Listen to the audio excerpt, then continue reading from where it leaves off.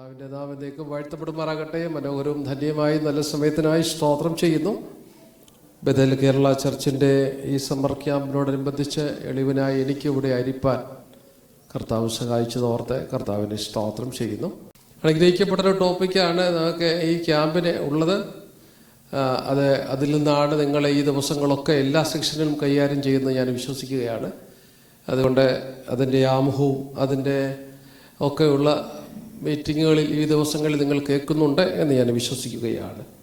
സ്തോത്രം. ക്രിസ്തുയേശുവിൽ വളരുക എന്നുള്ളതാണ് ആ ടോപ്പിക്ക്. അതിൽ നിങ്ങൾ പഠിച്ചുകൊണ്ടിരിക്കുകയാണ്. അവർക്കെന്ന് സ്തോത്രം ചെയ്യാമോ?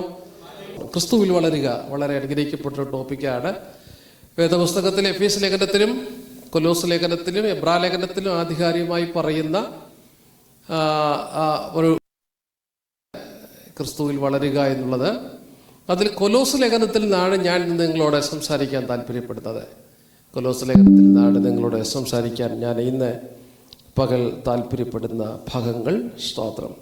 അപ്പോൾ ആ ഭാഗത്തു നിന്നുകൊണ്ട് ചില ഭാഗങ്ങളാണ് നിങ്ങളോട് ഞാൻ സംസാരിക്കട്ടെ. എഫേസ്യ ലേഖനം 4-15 വാക്യത്തിൽ ക്രിസ്തു എന്ന തലയോളം വളരാനായിട്ട് നമ്മോട് പറയുന്നുണ്ട്. കൊലോസ് ലേഖനം 1:24 മുതൽ 2:7 വാക്യം വരെയാണ് ശരിക്ക് ഗ്രോ ഇൻ ക്രൈസ്റ്റ് എന്ന് പറയുന്ന ടോപ്പിക്ക് വരുന്നത്. ആ ഭാഗത്താണ് എങ്ങനെയാണ് ക്രിസ്തുവിൽ വളരുന്നതെന്ന് വേദപുസ്തകത്തിൽ 4 തലത്തിലാണ് പറയുന്നത്. 1 വിശ്വാസത്തിൽ, 2 ക്രിസ്തുവിൻ്റെ പരിജ്ഞാനത്തിൽ, 3 വിശുദ്ധ മന്ദിരമായി, 4 ദൈവകൃപയിൽ. ഈ 4 തലത്തിൽ വളരണമെന്നാണ് പറയുന്നത്. സ്തോത്രം. 1 വിശ്വാസത്തിൽ വളരുക, 2 ക്രിസ്തുവുള്ള പരിജ്ഞാനത്തിൽ വളരുക, 3 ഒരു ദൈവിക മന്ദിരമായി വളരുക, 4 ദൈവകൃപയിൽ വളരുക. ഈ 4 തരത്തിലുള്ള വളർച്ചയെക്കുറിച്ചാണ് വേദപുസ്തകത്തിൽ വാക്യമായിട്ട് പറയുന്നത്, നമുക്ക് കാണാനായിട്ട് കഴിയുന്നത്. എന്നാൽ ഇതെല്ലാം ഉള്ളപ്പോൾ തന്നെ ഞാൻ നിങ്ങളോട് ഇന്ന് പകൽ പറയാൻ പോകുന്ന ദൈവത്തിൻ്റെ വചനങ്ങൾ കൊലോസ് ലേഖനത്തിൽ നിന്നുള്ളതാണ്. നമുക്ക് ആ ഭാഗത്തേക്ക് നമുക്ക് വരാം. 2-19 വാക്യം. കൊലോസിയൻസ് ചാപ്റ്റർ 2:19 വായിച്ച് കേൾപ്പിക്കാമോ? ആർക്കെങ്കിലും പുസ്തകം എടുത്തുള്ളവർ?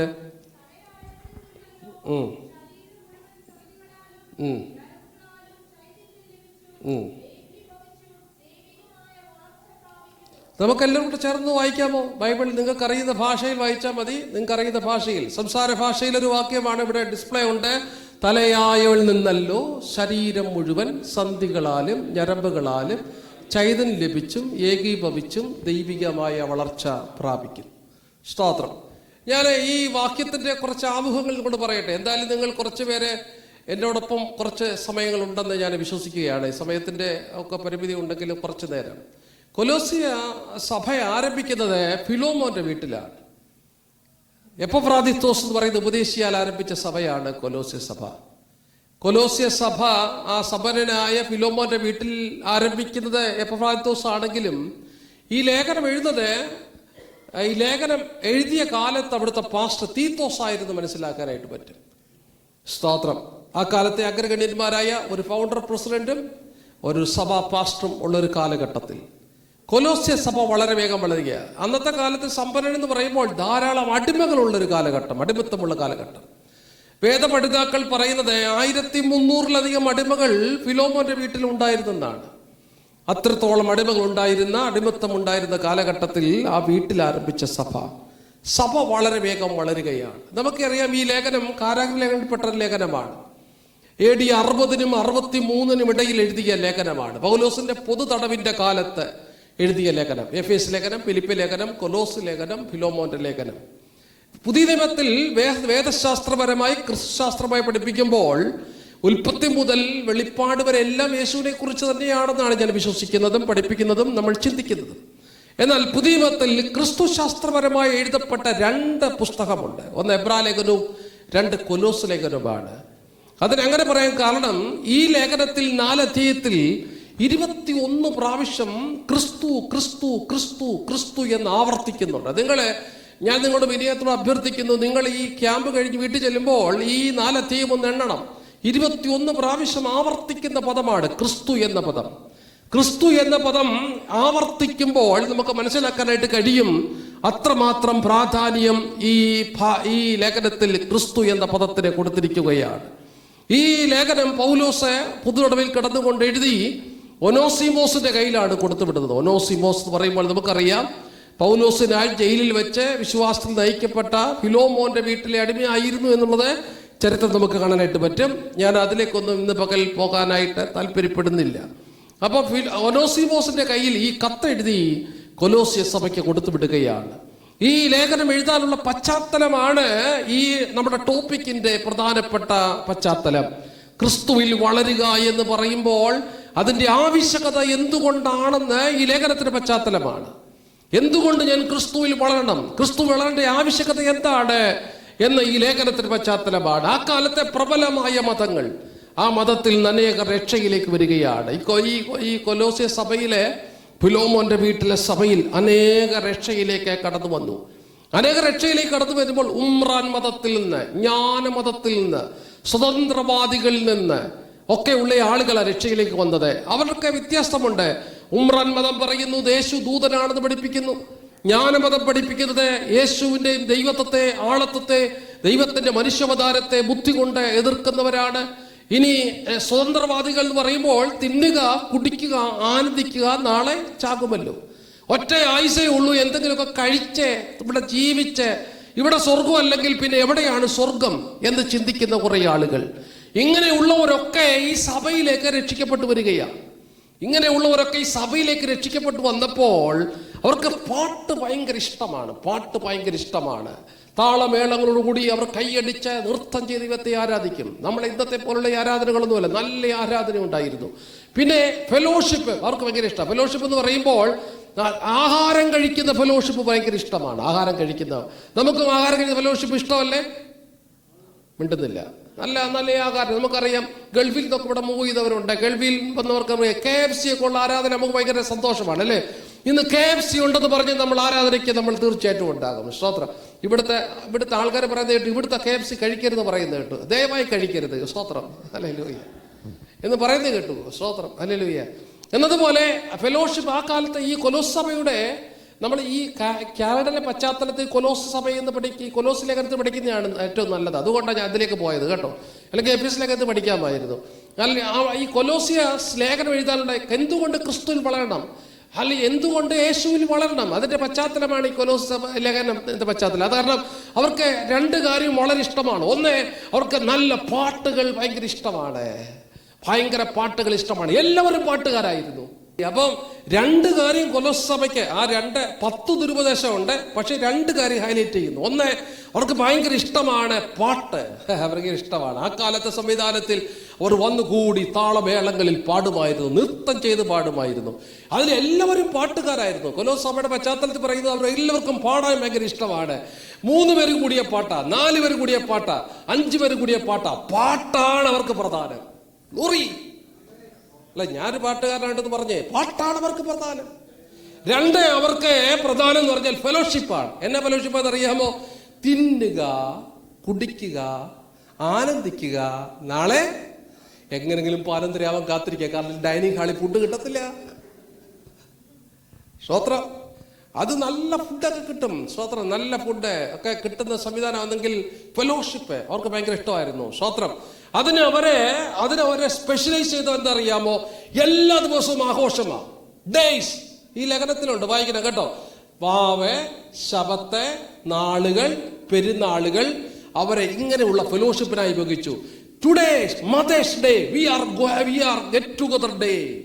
Today father's day, today pastor's day, today children's day, today birthday, today wedding day. ഡേയ്സുകൾ, ദിനങ്ങൾ, കാലങ്ങൾ. തിന്നാൻ വല്ലതും കിട്ടാനായിട്ട് അവർ ദിവസങ്ങൾ കണ്ടുപിടിക്കുമായിരുന്നു.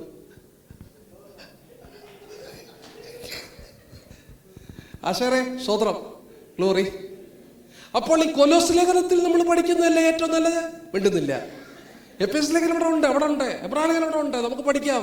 അവിടെയൊക്കെ ക്രിസ്തുവിൽ വളരുക, ക്രിസ്തുവിൽ തികയുക, ക്രിസ്തുവിൽ നേരെയാക്കുക, ക്രിസ്തുവിൽ നടക്കുക, ക്രിസ്തുവിൽ പോകുക, ക്രിസ്തുവിൽ വരിക, ക്രിസ്തുവിൽ ജയിക്കുക, ഇതൊക്കെ അവിടെ കാണാൻ കഴിയും. പക്ഷേ കൊലോസ് ലേഖനമാണ് നമുക്ക് കാനഡക്കാർക്ക് ഇഷ്ടപ്പെട്ട ലേഖനം. കൊലോസ് ലേഖനം പഠിക്കാം നമുക്ക്. ഗ്ലോറി. ആമേൻ. 2 കാര്യം, 10 ദുരുപദേശമുണ്ട്. പക്ഷെ 2 ദുരുപദേശങ്ങൾ സഭയിൽ വളർന്നു. പാപെ, ശബത്ത്, പെരുന്നാളുകൾ, ആചാരങ്ങൾ, അനുഷ്ഠാനങ്ങളൊക്കെ അകത്ത് കയറി ദിവസങ്ങൾ കാത്തിരിക്കുകയാ. ആരുടെയെങ്കിലും ഒരു ബർത്ത്ഡേ ഉണ്ടോ, ഒരു പാർട്ടി? ഇന്ന് ആരുടെയെങ്കിലും ഒരു വെഡിങ് ഡേ ഉണ്ടോ, നമ്മൾ പാർട്ടിയാ. ഗ്ലോറി. അതിനുവേണ്ടി അവർ ഒത്തുകൂടും. അത് മാത്രമല്ല, സമ്പന്നർ ഒന്നിച്ചു കൂടും, ദരിദ്രരെ അവർ മറന്നുപോയി. സമ്പന്നരെ അവർ മറന്നുപോയി, അല്ലെ ഒന്നിച്ചു കൂടും. ഫാമിലിക്കാരും മതിയെന്നേ. ഗ്ലോറി. തുടക്കത്തിലെ ഇങ്ങനാണെങ്കിൽ എങ്ങനെ വൈകുന്നേരം ആക്കുമെന്ന് ആർക്കറിയാം. ഫാമിലിക്കാരും മതിയെന്നേ. ബാച്ചിലേഴ്സിൽ ആർക്ക് വേണം? ഗ്ലോറി. PR ഉള്ളവരെ മതിയെന്നേ. ഗ്ലോറി. കണ്ടോ, സൈലന്റ് ആയി, ടോട്ടലി സൈലന്റ് ആയി. ഗ്ലോറി. കണ്ടോ, നിങ്ങൾ ശ്രദ്ധയിലേക്ക് വന്ന കണ്ടോ? ഗ്ലോറി. സ്വത്രം. സിറ്റിസൺ ഉള്ളവരെ മതിയെന്നേ. ഒറ്റ ട്രിപ്പ് ന്യൂയോർക്കിലേക്ക് 5 ഫാമിലി. ഗ്ലോറി. ഗ്ലോറി. ഗ്ലോറി. കണ്ടോ? സ്വത്രം.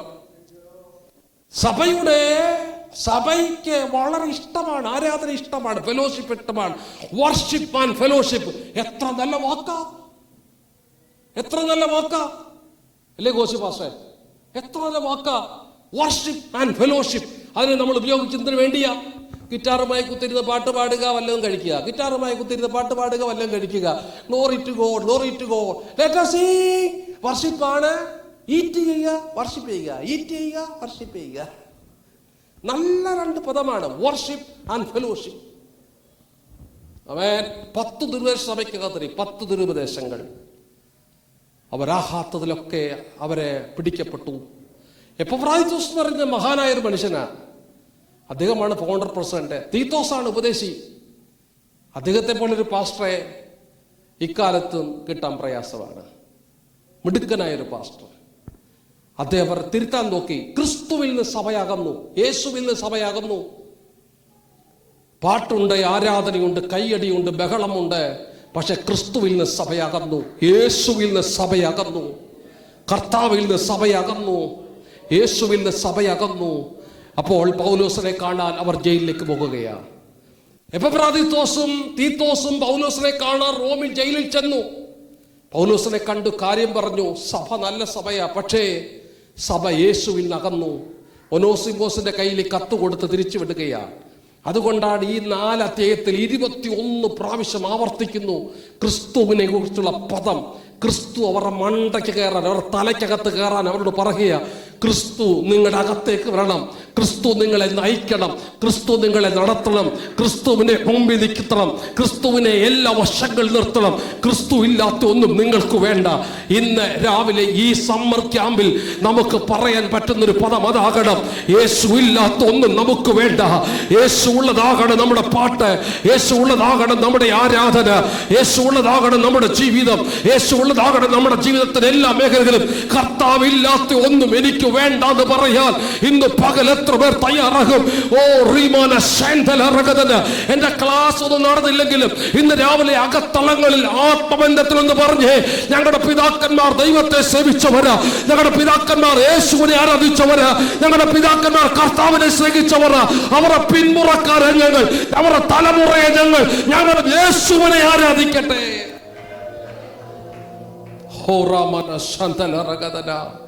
ആമേൻ. യേശുവിനെ ആരാധിക്കാൻ, ക്രിസ്തുവിനോട് ചേർന്നിക്കാൻ ഈ തലമുറയിൽ അപ്പോസ്തലനോട് പറയുക. അതുകൊണ്ടാണ് ഈ ലേഖനത്തിൽ ക്രൈസ്റ്റ് ഇൻ പെർഫെക്റ്റ്, ക്രിസ്തുവിൽ അല്ലെങ്കിൽ തികയുക, ക്രിസ്തുവിൽ വളരുക, ക്രിസ്തുവിൽ നയിക്കപ്പെടുക, ക്രിസ്തുവിൽ നിയന്ത്രിക്കപ്പെടുക, ക്രിസ്തുവിനോട് നടക്കുക, ക്രിസ്തുവിനോട് പോകുക. ഈ പദങ്ങളൊക്കെ 21 പദമുണ്ട്. 21 പദങ്ങൾ ഇന്ന് പകൽ ഞാൻ പറയാൻ പോയാൽ എൻ്റെ ക്ലാസ് തീരില്ല. അതെൻ്റെ ആ ഒരു ലക്ഷ്യമല്ലാത്തത് കൊണ്ട് അതിലേക്ക് ഞാൻ പോകുന്നില്ല. അവരോട് പറയുന്നു, നിങ്ങൾ ക്രിസ്തുവിലേക്കൊന്ന് മടങ്ങി വരണം. ഈ തലമുറയിൽ 100 വർഷം കേരളത്തിൻ്റെ ഉണർവിന് വേണ്ടി നമ്മുടെ പിതാക്കന്മാർ ഒന്നുമില്ലാതൊരു കാലത്ത് ദൈവത്തെ സേവിച്ച ക്രിസ്തുവിന് വേണ്ടി മരിക്കാനും മടിയില്ലാത്ത കുറെ അപ്പന്മാരുടെ തലമുറയാ നമ്മൾ ഈ രാജ്യത്തേക്ക് ദൈവം അയച്ചത് അവരുടെ കണ്ണുനീരാ. നമ്മളെ ഈ രാജ്യത്തേക്ക് ദൈവം അയച്ചത് അവരുടെ പ്രാർത്ഥനയാ. നമ്മെ ഈ രാജ്യത്തേക്ക് ദൈവം അയച്ചത് അവരുടെ കണ്ണുനീരും അവരുടെ നിലവിളിയും അവരുടെ പ്രാർത്ഥനയും അവരുടെ ഉപവാസവും അവരുടെ ജാഗരണവും അവരുടെ കഷ്ടപ്പാടും അവരുടെ നോവും അവരുടെ കണ്ണുനീരും അവരുടെ ചൂടും ചൂരുമാണെങ്കിൽ ഇന്ന് രാവിലെ ഞാൻ ദൈവത്തിന്റെ ആത്മാവ് വിളിച്ചു പറയുന്നു, യേശുവിലേക്ക് ജനം മടങ്ങി വരണം, യേശുവിലേക്ക് സഭ മടങ്ങി വരണം. യേശുവിൽ ഉള്ള പാട്ടുണ്ടാകട്ടെ, യേശുവുള്ള ആരാധന ഉണ്ടാകട്ടെ, യേശുവുള്ള ജീവിതം ഉണ്ടാകട്ടെ, യേശുവുള്ള ജീവിതം ഉണ്ടാകട്ടെ. ക്രിസ്തുവിലേക്ക് ജനം മടങ്ങി വരാൻ പരിശുദ്ധാത്മാവിൽ ഞാൻ ദൂത് പറയുകയാണ്.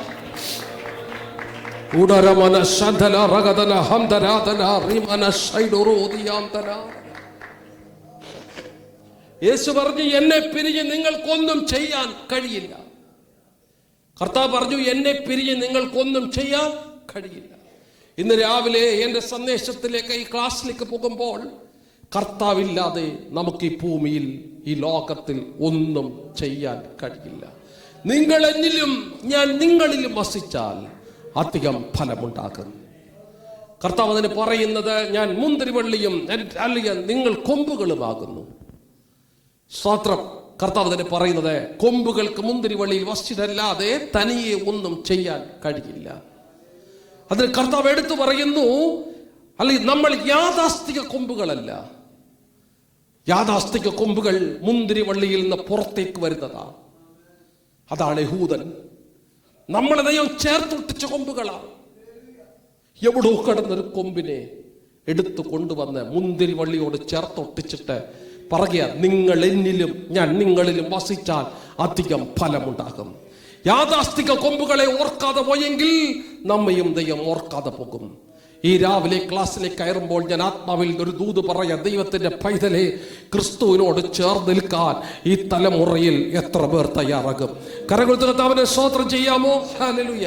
ഈ കൊലോസ് ലേഖനത്തിന്റെ പ്രധാനപ്പെട്ട കോണ്ടസ്റ്റ് എന്ന് പറയുന്നത് നമ്മുടെ ടോപ്പിക്കാണ് ക്രിസ്തു, തലയാകുന്ന ക്രിസ്തു എന്നുള്ളതാണ്. കൊലോസ് ലേഖനത്തിലെ പ്രധാനപ്പെട്ട ടോപ്പിക്ക്, ഇതിന്റെ ലേഖനത്തിന്റെ ടോപ്പിക്ക് തലയാകുന്ന ക്രിസ്തു. നമ്മൾ വായിച്ച വാക്യത്തിൽ 4 പദപ്രയോഗങ്ങളുണ്ട്. അതിൽ 1ഉം 2ഉം പദപ്രയോഗങ്ങളെന്ന് പറഞ്ഞിട്ട് ഒടുവിലത്തെ പദമാണ് ഇന്ന് നമ്മുടെ ടോപ്പിക്ക്. സ്തോത്രം. ദൈവികമായ വളർച്ച. സ്തോത്രം. അതിലേക്ക് ഞാൻ ഒന്ന് മടങ്ങി വരാം. സ്തോത്രം. 1ഉം 2ഉം 3 നമ്മൾ വായിച്ച വാക്യത്തിന്റെ 1ഉം 2ഉം 3ഉം പദത്തിൽ ഒന്ന് തലയായവൻ, അത് ക്രിസ്തു. 2 ശരീരമാകുന്ന സഭ, സന്ധികളും ഞരമ്പുകളും ദൈവത്തിന്റെ വചനവും പരിശുദ്ധാത്മാവുമാണെന്ന് വേദചിന്തകന്മാർ നമ്മോട് പറയുന്നു. സ്തോത്രം. 4 ദൈവികമായ വളർച്ച. ദൈവികമായ വളർച്ച എന്ന ടോപ്പിക്കിലേക്കാണ് നമ്മൾ ഇന്ന് പകൽ വരേണ്ടത്. ഇതിന്റെ ആമുഖം നമുക്ക് ഈ ചിന്തകൾക്ക് മുഴുവൻ ഉതകുന്നതായതുകൊണ്ടാണ് ആമുഖത്തിൽ നിന്നുകൊണ്ട് പറയുന്നത്. 1 തലയായവൻ. ഈ ലേഖനത്തിന്റെ ടോപ്പിക് അതാണ്, തലയായവൻ. 1-ാം 12-ാം വാക്യം മുതൽ നമ്മൾ വായിച്ചു വരുമ്പോൾ അത് മനസ്സിലാക്കുന്നുണ്ട്. ഈ ലേഖനം നമ്മൾ പഠിക്കുമ്പോൾ തീർച്ചയായിട്ടും അവിടെ മുതൽ വായിക്കണം. 1-14 മുതൽ ഒന്ന് വായിച്ച് കേൾപ്പിക്കണം. 1-14 മുതൽ അവരിൽ നമുക്ക് പാപമോചനം എന്ന വീണ്ടെടുപ്പ് ഉണ്ട്. 1-14 മുതൽ വായിച്ചാട്ടെ. അവനിൽ നമുക്ക് പാപമോചനം എന്ന വീണ്ടെടുപ്പ് ഉണ്ട്. വായിച്ചാട്ടെ. അവൻ അദൃശ്യനായ ദൈവത്തിന്റെ പ്രതിമയും സർവസൃഷ്ടിക്ക് ആദിജാതനുമാകുന്നു. സ്വർഗത്തിലുള്ളതും ഭൂമിയിലുള്ളതും ദൃശ്യമായതും അദൃശ്യമായതും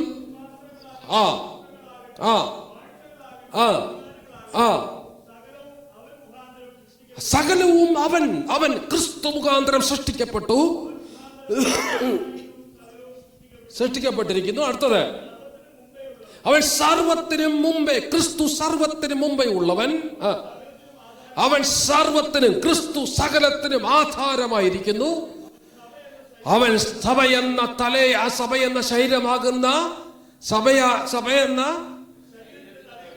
തലയും ആകുന്നു. ക്രിസ്തു 1-ാം അധ്യായത്തിന്റെ പ്രമേയം അതാണ്. യേശു സകലത്തിന്റെയും ആധാരമാകുന്ന ക്രിസ്തു.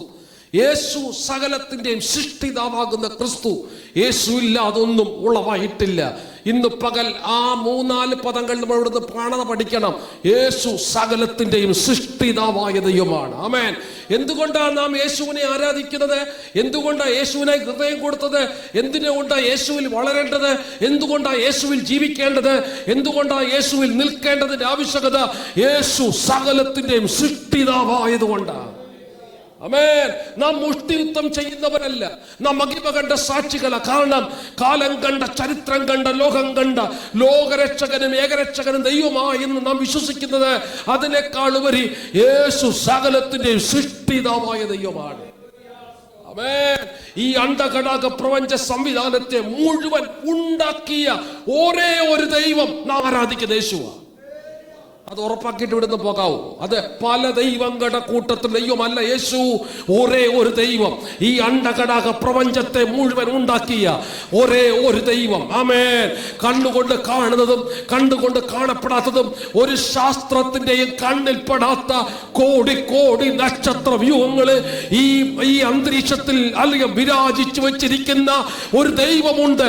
അത് ഞാൻ നിങ്ങളും ആരാധിക്കുന്ന യേശുവാണെന്ന് ഉറപ്പുള്ളവർ കരങ്ങൾ ഉയർത്തി അവനെ സ്തോത്രം ചെയ്ത്. യേശു സകലത്തിന്റെ സൃഷ്ടിതാവാണ്. ആമേൻ. യേശു സകലത്തിന്റെ സൃഷ്ടിതാവ്, സകലത്തിന് മുമ്പേ ഉള്ളവൻ. നിങ്ങൾ ആ പദപ്രയോഗം ശ്രദ്ധിക്കുക. യേശു ഇല്ലാതൊന്നും ഉണ്ടായിട്ടില്ല. യേശു സകലത്തിന്റെയും സൃഷ്ടിതാവാണ്. യേശു സകലത്തിന്റെയും ആധാരമാകുന്നു. ഇന്ന് രാവിലെ എന്നോട് പറയാം, എന്ന് യേശുവിൽ വളരണമെന്ന് പഠിക്കുമ്പോൾ യേശു ആരെന്ന് ഈ ലേഖനത്തിൽ 30 പദങ്ങളുണ്ട്. 30 പദങ്ങൾ നിങ്ങളത് പഠിക്കണം. ക്രിസ്തുവിനെ കുറിച്ച് 21 വാക്യങ്ങൾ ക്രിസ്തു എന്ന പദമുണ്ടെങ്കിൽ യേശു ആരെന്ന് 30 പദപ്രയോഗങ്ങൾ നിങ്ങൾ പഠിക്കണം. അതിൽ ഏറ്റവും പ്രധാനപ്പെട്ട പദമാണ് ക്രിസ്തു സകലത്തെ ഉണ്ടാക്കിയ ദൈവമാണ്.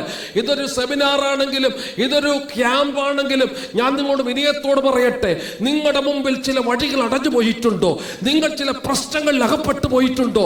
ചിലത് ഉണ്ടാക്കാൻ കഴിയുന്ന, ചിലത് ക്രിയേറ്റ് ചെയ്യാൻ കഴിയുന്ന ഒരൊറ്റ ദൈവമേ ഉള്ളൂ. നാം ആരാധിക്കുന്ന യേശുവാണ്. അവർക്ക് സ്തോത്രം ചെയ്യാമോ? ചിലത് ഉണ്ടാക്കാൻ കഴിയുന്ന, ചിലത് അല്ലെങ്കിൽ നിർമ്മിക്കാൻ കഴിയുന്ന ഒരു ദൈവത്തെയാണ് ഞാൻ നിങ്ങളും ആരാധിക്കുന്നത്. ഉറപ്പുള്ള ദൈവമക്കൾ കർത്താവിനൊന്ന് സ്തോത്രം ചെയ്യാമോ? ഭൂമി ഉണ്ടാക്കിയവൻ, മനുഷ്യനെ ഉണ്ടാക്കിയവൻ, സകലത്തെ ഉണ്ടാക്കിയ ദൈവം അല്ലെങ്കിൽ ചിലത് ഉണ്ടാക്കാൻ സർവശക്തനാണ്. 2-9 വാക്യം അവനല്ലോ ദൈവത്തിന്റെ സർവസമ്പൂർണതയും ദേഹരൂപമായി വസിക്കുന്നത്. 2:9 രണ്ടാമത്തെ പറയുന്നു യേശു പൂർണ്ണനായ ദൈവമാണ്.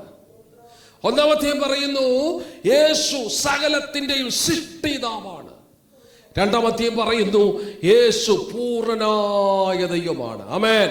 ഹല്ലേലൂയ. അടുത്തുകൂടാത്ത വെളിച്ചത്തിൽ വസിക്കുന്നവൻ, സർവശക്തൻ, സർവജ്ഞാനി, സർവവ്യാപി, ആച്ഛേദനമില്ലാത്ത, അല്ലെങ്കിൽ ഇന്നലെയും ഇന്നും എന്നേക്കും അല്ലെങ്കിൽ അനന്യനായ ഒരു ദൈവത്തെയാണ് ഞാൻ നിങ്ങളും ആരാധിക്കുന്നത്. യേശു പൂർണ്ണനായ ദൈവമാണ്. ആമേൻ. ഹല്ലേലൂയ. ഇന്ന് പകൽ പറഞ്ഞേ, അപൂർണതകൾ ഒത്തിരി എനിക്കുണ്ട്, പക്ഷെ എന്റെ ദൈവം പൂർണ്ണനാണെന്ന് ഉറപ്പുള്ള ദൈവമക്കൾ കർത്താവിന് സ്തോത്രം ചെയ്താട്ടെ. പൂർണ്ണനായ ദൈവം, പൂർണ്ണനായ ദൈവം. ആമേൻ. എല്ലാ ദൈവങ്ങളുടെയും കൂട്ടത്തിൽ ദൈവമല്ല എന്റെ യേശു. എന്റെ യേശു പൂർണ്ണനായ ദൈവമാണ്. ആമേൻ. 3-1 വാക്യം പിതാവിന്റെ വലത്തുഭാഗത്തിരിക്കുന്ന ക്രിസ്തു. പിതാവിന്റെ വലത്തുഭാഗത്തിരിക്കുന്ന ക്രിസ്തു. അതിന്റെ അർത്ഥം നാം ആരാധിക്കുന്ന യേശു ഏക മധ്യസ്ഥനാണ്. ആമേൻ. 1 പറഞ്ഞു യേശു സകലത്തിന്റെയും സൃഷ്ടിതാവാണ്. ഉറക്കെ പറയാമോ? യേശു സകലത്തിന്റെയും, വാതുറന്ന് പറഞ്ഞാട്ടെ, യേശു സകലത്തിന്റെയും. അർത്ഥം പറഞ്ഞ യേശു പൂർണ്ണനായ ദൈവമാണ്. ഉറക്കെ പറഞ്ഞേ, യേശു പൂർണ്ണനായ ദൈവമാണ്. അതെ, നാം ഒരു ദിവസം 10 വട്ടം പറഞ്ഞാൽ മതി, നമ്മുടെ കെട്ടൊക്കെ പൊട്ടാൻ അത് മതി. ഒരാഭിചാരവും നിന്നെ തൊടത്തില്ല, ഒരു ശകുനമാവും തൊടത്തില്ല, ഒരലസതയും തൊടത്തില്ല, ഒരു പ്രശ്നവും തൊടത്തില്ല. പറഞ്ഞാൽ മതി, എന്റെ ദൈവം പൂർണ്ണനായ ദൈവമാണ്. 3 പറയുന്നു യേശു ഏക മധ്യസ്ഥനാണ്. യേശു ഏക മധ്യസ്ഥൻ, പിതാവിന്റെ വലത്തു ഭാഗത്തിരിക്കുന്നു. യേശു ഇപ്പൊ എന്നാ ചെയ്യാന്നറിയാമോ? ഇങ്ങോട്ട് നോക്കേ, യേശു ഇപ്പൊ എന്നാ ചെയ്യുക? എന്നെ നോക്കിയേ, കർത്താവ് ഇപ്പൊ എന്നാ ചെയ്യുക? രാവിലെ കർത്താവിന്റെ ബ്രേക്ക്ഫാസ്റ്റ് കഴിച്ചുകൊണ്ടിരിക്കുകയാണോ? പിന്നെ രാവിലെ കഴിച്ച ബ്രേക്ക്ഫാസ്റ്റിൽ ഇങ്ങനെ കറങ്ങി നടക്കുവാന്നോ? സമ്മർ ക്യാമ്പിന് വന്നതല്ലേ, വണ്ടി എടുത്ത് ചുമ്മാതെ പെന്തക്കോസ് ക്യാമ്പ് എന്ന് കണ്ടച്ചു വരാൻ പോയെന്ന് പറയുന്നത്. കർത്താവ് എന്നെ ചെയ്യുവാന്നറിയാമോ? കർത്താവ് പിതാവിന് വലത്ത് ഭാഗത്തിരിക്കുക. ആർക്കു വേണ്ടി മധ്യസ്ഥ വയ്ക്കുന്നത്? രക്ഷിക്കപ്പെട്ട സകലർക്കും വേണ്ടി സദാസമയം പക്ഷപാതം ചെയ്യുന്ന ഒരു ക്രിസ്തു. ആമേൻ. ഞാൻ നിങ്ങളും ഉറങ്ങുമ്പോൾ ഉറങ്ങാത്തവനായി, മയങ്ങുമ്പോൾ മയങ്ങാത്തവനായി നമുക്ക് വേണ്ടി പിതാവിന്റെ വലത്തുഭാഗത്തിരുന്ന് സദാസമയം പക്ഷപാതം ചെയ്യുന്ന ഒരു ക്രിസ്തു. അതുകൊണ്ടാണ് നമ്മൾ ഇന്ന് പകൽ ആയുസോടെ നിലകത്തിരിക്കുന്നത്. ഉറക്കം സ്തോത്രം ചെയ്യാമോ? വെട്ടിക്കളയാതെ നിർത്തിയ ദൈവത്തിലെ കരങ്ങൾ ഉയർത്തിയത് സ്തോത്രം ചെയ്താട്ടെ. 4-ാമത്തെ 1-ാം വാക്യം, യജമാനന്മാരെ നമുക്കൊരു സ്വർഗത്തിൽ ഒരജമാൻ ഉണ്ടെന്നറിഞ്ഞ ദൈവത്തെ ഭയപ്പെടുവിൻ. അതിന്റെ അർത്ഥം യേശു വലിയ യജമാനാണ്. ആമേൻ. യേശു വലിയ യജമാനാണ്. ചിന്തകൾ എങ്ങനെ പോയാൽ സമയം പോകുന്നുകൊണ്ട് ഞാൻ അതിലേക്ക് പോകുന്നില്ല. നിങ്ങൾ ഈ ഭാഗങ്ങളൊക്കെ ഒന്ന് കണ്ടുപിടിക്കാൻ, ഈ സമ്മർ ക്യാമ്പ് ചെല്ലുമ്പോൾ ഞാൻ ഈ പറഞ്ഞ ഭാഗങ്ങളൊന്ന് കണ്ടുപിടിക്കാൻ, ക്രിസ്തുവിനെ കുറിച്ച് പറഞ്ഞിട്ടുള്ള പദപ്രയോഗങ്ങളൊന്ന് കണ്ടുപിടിക്കാൻ വിനയത്തോടെ ഞാൻ അഭ്യർത്ഥിക്കുകയാണ്. ഇവിടെ നമ്മൾ വായിച്ച വാക്യത്തിൽ 1 തലയായവൻ, 2 ശരീരമാകുന്ന സഭ. ശരീരമാകുന്ന സഭയെക്കുറിച്ച് 2-ാമത്തെ ഭാഗം പറയുന്നു. അത് എഫെസ്യ ലേഖനത്തിലാണ് പഠിക്കേണ്ടത്. ശരീരമാകുന്ന എന്ന പദത്തിൽ സഭയെക്കുറിച്ച്, ശരീരം സഭയാണ്. സഭയെന്ന് പറയുമ്പോൾ എന്താണ്? സഭയെന്ന് പറയുമ്പോൾ എന്താണ്? ഒന്ന് തിരിച്ച് പ്രതികരിക്കാമോ? എന്താണ് സഭ? എന്താണ് church of God? Full gospel എന്ന് പറയാം. എന്താണ് ചർച്ച് ഓഫ് ഗോഡ്? വേർപെട്ട ദൈവമക്കൾ, അങ്ങനെയാണോ? എന്താണ് ദൈവസഭ എന്ന് പറയുന്നത്? എന്താ? എന്നെ നോക്കിയേ, എന്താ ദൈവസഭ? എന്താണ് ദൈവസഭ? ഉറക്കെ പറഞ്ഞു. അമ്മമ്മയ്ക്ക് നാട്ടിൽ വചനം അറിയാം. പറഞ്ഞോ അമ്മമ്മേ, കുമ്പനാടാന്നോ? ഉറക്കെ പറഞ്ഞു. എന്താ പറഞ്ഞ ദൈവസഭ? വിളിച്ച് വേർതിരിക്കപ്പെട്ടവരുടെ കൂട്ടം, അല്ലേ? രക്ഷിക്കപ്പെട്ടവരെ ദിനംപ്രതി സഭയോട് ചേർത്തു. അപ്പൊ വിളിച്ചു വേർതിരിക്കപ്പെട്ട കൂട്ടമാണ് സഭ. മനസ്സിലായോ? ഇതാണ് സഭ. സഭ ആരുടേതാ? ദൈവത്തിന്റെ അല്ല, ദൈവത്തിൻ്റെതാ പറയുന്നേ. സഭ ആരുടേതാ? യേശുവിൻ്റെതാണ് സഭ. യേശുവിൻ്റെതാണ് സഭ. സഭയെ ലോകത്തിന് പരിചയപ്പെടുത്തിയത് ആരാ? സഭയെ ലോകത്തെ പൗലോസാ, അല്ലയോ? അതാണ് പെന്തക്കോസ്തുകാരുടെ കുഴപ്പം. അച്ഛാ, ഞാൻ റെസ്പെക്ട് ചെയ്യുന്നത് നമ്മുടെ ഈ സംവാദത്തിന് വരുമ്പോൾ യേശു നാമക്കാരും ഈ യഹോവ സാക്ഷികളും പറയുന്നത് പെന്തക്കോസ്തുകാര് പൗലോസിന്റെ സഭയാന്നാ അങ്ങനെ പറയുന്നത്. അവർ സമ്പാദിക്കുന്നത് കൊച്ചു ഭാഷ കേട്ട് എവിടെങ്കിലുമൊക്കെ. അത് കാരണം നമ്മളെ ഇങ്ങനെ ചിന്തിക്കുന്നത് കൊണ്ടാണ്. സഭയെ ലോകത്തിന് പരിചയപ്പെടുത്തുന്നത് നമ്മുടെ കർത്താവാണ്. പഴയ നിയമത്തിൽ പുരോഹിതന്മാർക്കോ, പഴയ നിയമത്തിൽ പ്രവാചകന്മാരോ, പഴയ നിയമത്തിൽ രാജാക്കന്മാർക്കോ മറഞ്ഞിരുന്നതും പുതിയ നിയമത്തിൽ യേശു ലോകത്തിന് പരിചയപ്പെടുത്തുന്നതുമാണ് സഭ. സഭയെ ലോകത്തിന് പരിചയപ്പെടുത്തിയത് നമ്മുടെ കർത്താവാണ്. എവിടെയാ? ഫിലിപ്പിന്റെ കൈസരിയിലൂടെ കടന്നു പോകുമ്പോൾ, ഫിലിപ്പിന്റെ കൈസരിലൂടെ യേശു കടന്നു പോകുമ്പോൾ ഒരു പർവ്വതത്തിന്റെ മുകളിലാ. ഫിലിപ്പ് എന്ന് പറയുന്ന റോമൻ പ്രവിശ്യയിലുള്ള റോമൻ ഭരണാധികാരിയെ ആരാധിക്കണമെന്ന് കൽപ്പനയുള്ള കാലഘട്ടത്തിൽ യേശു ഫിലിപ്പിന്റെ കൈസർ കടന്നു പോകുമ്പോൾ യേശു പറഞ്ഞു, ഞാൻ എന്റെ സഭയെ പണിയും, പാതാള ഗോപുരങ്ങൾ അതിനെ ജയിക്കയില്ല. അവിടെയാണ് ദൈവസഭ എന്ന പദം വേദപുസ്തകത്തിൽ ആദ്യമായി കാണുന്നത്. പഴയ നിയമത്തിൽ മറഞ്ഞിരുന്നതും പുതിയ നിയമത്തിൽ യേശു വെളിപ്പെടുത്തുന്നതുമാണ് സഭ. ആമേൻ. പഴയ നിയമത്തിൽ എല്ലാവർക്കും മറച്ചു വെച്ചതും, എന്നാൽ പുതിയ നിയമത്തിൽ യേശു പരിചയപ്പെടുത്തിയാണ് സഭ. യേശു പറഞ്ഞു, ഞാൻ എന്റെ സഭയെ പണിയും, പാതാള ഗോപുരങ്ങൾ അതിനെ ജയിക്കയില്ല. ലോകത്തിന് സഭയെ പരിചയപ്പെടുത്തത് യേശുവാ. യേശുവിൻ്റെതാണ് സഭ എന്ന് പറയാൻ കാരണം എന്താ? സഭയുടെ മുതൽ മുടക്ക് കമ്പിയല്ല, സിമെന്റ് അല്ല, പോഡിയമല്ല, കീബോർഡല്ല, സിസ്റ്റമല്ല, ഡ്രം സെറ്റ് അല്ല, ഈ കാണുന്ന ഒന്നുമല്ല സഭയുടെ മുതൽ മുടക്ക്. ഇതെല്ലാം നമുക്ക് ആവശ്യമാണ്. പക്ഷേ സഭയുടെ മുതൽ മുടക്ക് ഈ കാണുന്ന ഒന്നുമല്ല. സഭയുടെ മുതൽ മുടക്ക് യേശുവിന്റെ ചങ്കിലെ ചോരയാ. യേശു കാൽവറി മരിച്ചില്ലായിരുന്നു എങ്കിൽ സഭ എന്നൊന്നും ഉണ്ടാകില്ല. യേശു കാൽവറി മരിച്ചത് കൊണ്ടാണ് സഭയെ ദൈവം സമ്പാദിച്ചത്. പത്രോസ് പറഞ്ഞത് എന്താണ്? വെള്ളിയും പൊന്നുമല്ല എന്നെ വീണ്ടെടുത്ത. പിന്നെ എന്നാ വീണ്ടെടുത്തത്? നിർദോഷവും നിഷ്കളങ്കവുമായ കുഞ്ഞാടിന്റെ വിലയേറിയ രക്തം വിലമതിക്കാനാകാത്ത ഇസങ്ങൾക്കോ ഫിലോസഫികൾക്കോ തത്വജ്ഞർക്കോ രാഷ്ട്രീയ പാർട്ടികൾക്കോ മതങ്ങൾക്കോ മതമേലധ്യക്ഷന്മാർക്കോ ഈ ഭൂമിയിൽ കണ്ടതോ ഇനി കാണാനുള്ള ആർക്കും വിലമതിക്കാനാകാത്ത കുറ്റമില്ലാത്ത രക്തം, പാപമില്ലാത്ത രക്തം, ആ രക്തത്തെക്കാൾ ഗുണകരമായി സംസാരിക്കുന്ന രക്തം, യേശുവിന്റെ പുണ്യയാഗ രക്തത്താൽ യേശു സമ്പാദിച്ചതാണ് ദൈവസഭ. ആമേൻ. നമ്മൾ എപ്പോഴും അറിയണം സഭ കർത്താവിൻ്റെതാണ്. കാരണം സഭയുടെ മുതൽ മുടക്ക് യേശുവിന്റെ ചങ്കിലെ ചോരയാണ്. ഈ സഭ ഇന്റർനാഷണൽ ചർച്ച് എന്ന് പറയുമ്പോൾ, യൂണിവേഴ്സൽ ചർച്ച് എന്ന് പറയുമ്പോൾ, ലോകത്തിൽ മനുഷ്യജാതി എവിടെയെല്ലാം ഉണ്ടോ അവിടെയെല്ലാം രക്ഷിക്കപ്പെട്ടവരുണ്ട്. അങ്ങനെ വിശ്വസിക്കുന്നവനെ ഞാൻ സ്വതന്ത്രം പറയാമോ?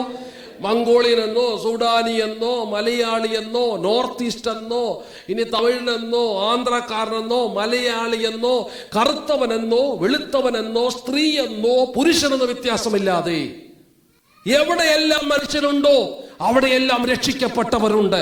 അങ്ങനെ ലോകത്ത് രക്ഷിക്കപ്പെട്ട എല്ലാവരും കൂടെ ചേർന്ന ദൈവത്തിന്റെ സഭ. അവർക്ക് സ്വതന്ത്രം ചെയ്യാമോ?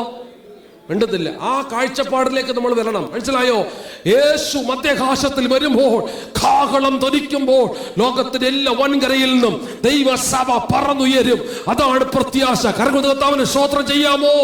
മലയാളി മാത്രമല്ല, ദൈവസഭ രക്ഷിക്കപ്പെട്ട സകലരും ദൈവസഭയുടെ ഭാഗമാണ്. ആമേൻ. ഈ സഭ രക്ഷിക്കപ്പെട്ട് വീണ്ടും ജന്മം പ്രാപിച്ച ഈ സഭ യേശുവിന്റെ ശരീരമാണെന്നും, അതാണ് ശരീരമായ ഈ സഭ യേശുവിന്റെ ശരീരം. അവരവരുടെ ശരീരം തൊട്ടാട്ടെ, കഴുത്തിന് താഴോട്ട് തൊട്ട് എന്തായാലും സെമിനാറല്ലേ ഒന്നാട്ടെ. എന്താണ് ഈ ശരീരം? സഭയാണെന്നും ഈ ശരീരത്തിനൊരു തലയുണ്ടെന്നും, അതാണ് നിയന്ത്രിക്കുന്ന, നിയോഗിക്കുന്ന, നടത്തുന്ന ഒരു തലയുണ്ടെന്നും, ആ തല ക്രിസ്തുവാണെന്നും അപ്പോസ്തലൻ പഠിപ്പിക്കുന്നു. അതുകൊണ്ട് ഈ ലേഖനത്തിൽ ക്രൈസ്റ്റ് ഇൻ പെർഫെക്റ്റ്, ക്രിസ്തുവിൽ തികയുക, ക്രിസ്തുവിൽ വളരുക എന്ന് പറയാൻ കാരണം ഈ ലേഖനത്തിന്റെ കോൺടെക്സ്റ്റ് തലയാകുന്ന ക്രിസ്തുവിനെ അവർ മുറുകെ പിടിക്കുന്നില്ല. ശരീരത്തിന് വേണ്ടുന്നതെല്ലാം അവർ കൊടുത്തുകൊണ്ടിരിക്കുന്നു. ഈ ശരീരം ഒരു സഭയാണ്. പക്ഷേ ഈ ശരീരമാകുന്ന സഭയ്ക്ക് തലയുണ്ടാകണം. തല ക്രിസ്തുവാണ്. അതാണ് തലയാകുന്ന ക്രിസ്തുവിനെ മുറുകെ പിടിപ്പീൻ എന്ന് പറയുന്നത്. അമ്മോ, മനസ്സിലായോ? തലയാകുന്ന ക്രിസ്തു. തലയെ തൊട്ട് പറഞ്ഞേ ക്രിസ്തു എന്ന് പറഞ്ഞേ. അവരവരുടെ തലയിൽ തൊടാവൂ, നാട്ടെ തല തൊടരുത് എന്ന് പറഞ്ഞാട്ടെ. തല ക്രിസ്തുവാണ്. ഇനി പരസ്പരം നോക്കി ചോദിച്ചേ, തലയില്ലേ പിന്നെ എന്നാത്തിന് കൊള്ളാൻ ചോദിച്ചു? എന്റെ പൊന്നു സഹോദരി ഒന്ന് ചോദിച്ചേ, തലയിൽ പിന്നെ എന്നാത്തിന് കൊള്ളാം?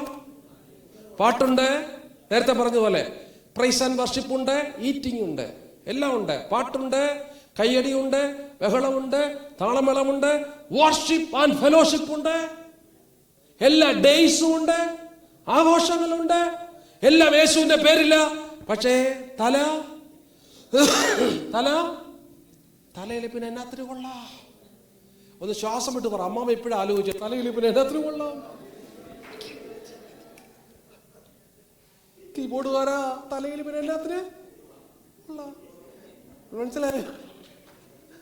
ഇപ്പോഴാണ് അമ്മക്ക് പിടി കിട്ടിയേ പാസ്റ്റർ എന്തോ ഈ പറയുന്നതെന്ന്.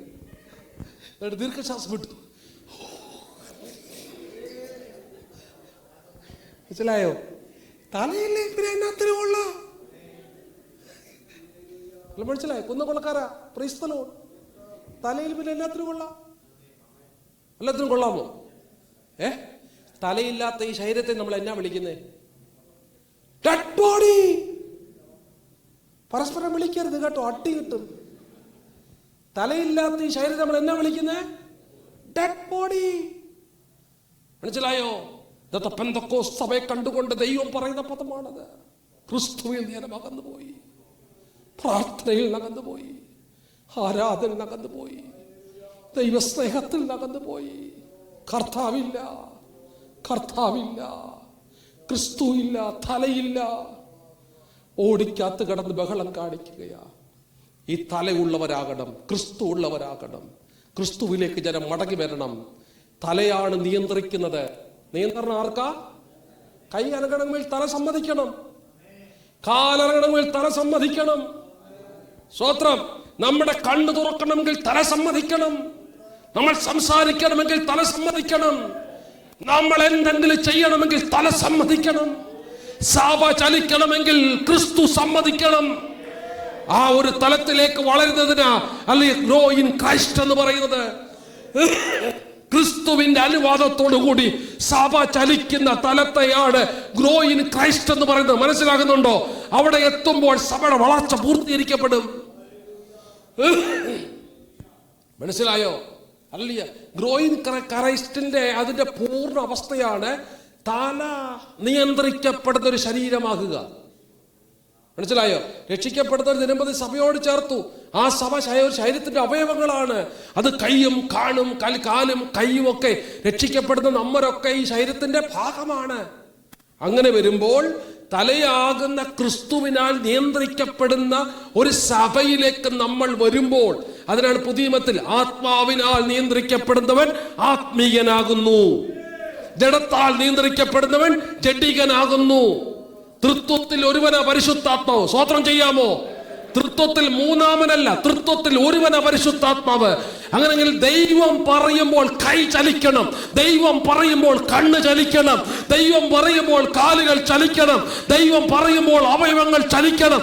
അതിനാണ് ഗ്രോ ഇൻ ക്രൈസ്റ്റ് എന്ന് പറയുന്നത്. Hallelujah, hallelujah.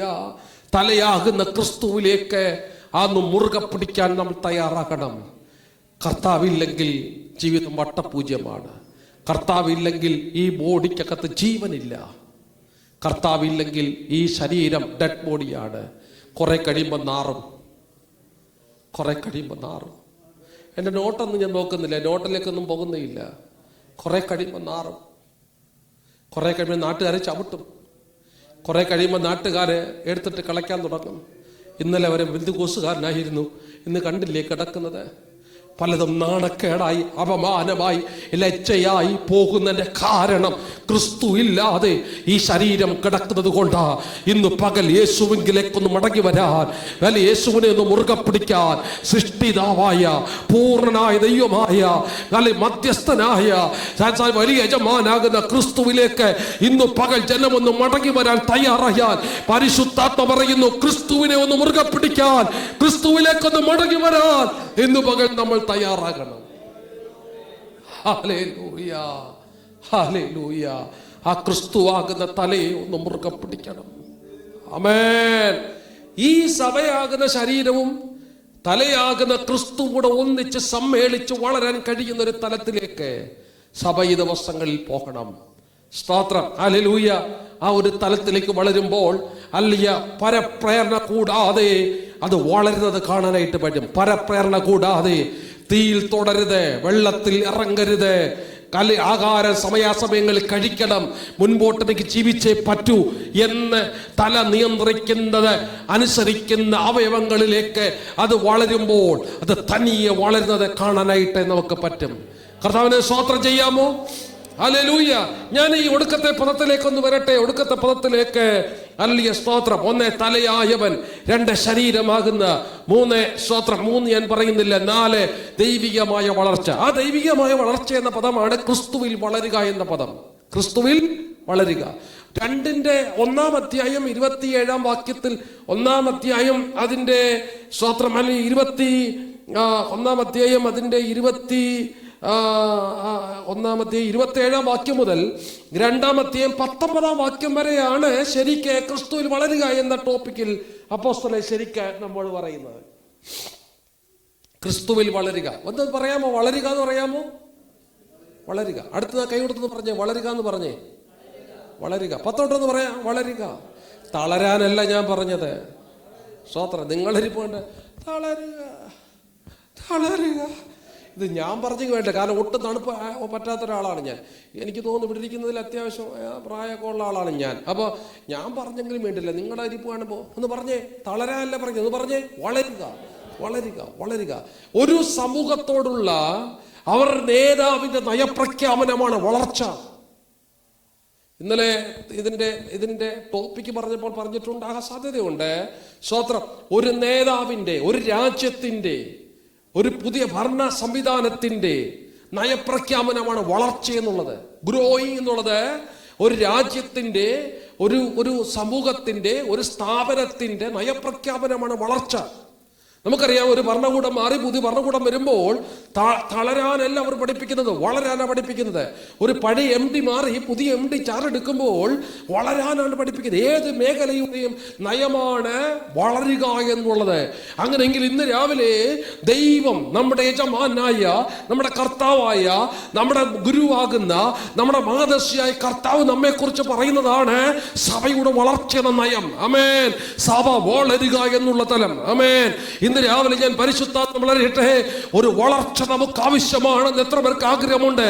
വളരുക, വിശ്വാസം വളരട്ടെ, പ്രാർത്ഥന വളരട്ടെ, അഭിഷേകം വളരട്ടെ, ദൈവകൃപ വളരട്ടെ, ആത്മസാന്നിധ്യം വളരട്ടെ, കൃപാവരങ്ങൾ വളരട്ടെ, ദൈവസ്നേഹം വളരട്ടെ, അല്ലെങ്കിൽ ആത്മാവിന്റെ ഫലങ്ങൾ വളരട്ടെ, ആത്മാവിന്റെ വരങ്ങൾ വളരട്ടെ, നമ്മുടെ അകത്ത് ദൈവം പകർന്ന പ്രാർത്ഥനാ ജീവിതം വളരട്ടെ. ഉടരമന ശൈന്ദലരകതന ഹംദരാധന, നമ്മുടെ അകത്തുള്ള ദൈവകൃപ ഒന്ന് വളരട്ടെ. ആമേൻ. ഹല്ലേലൂയ.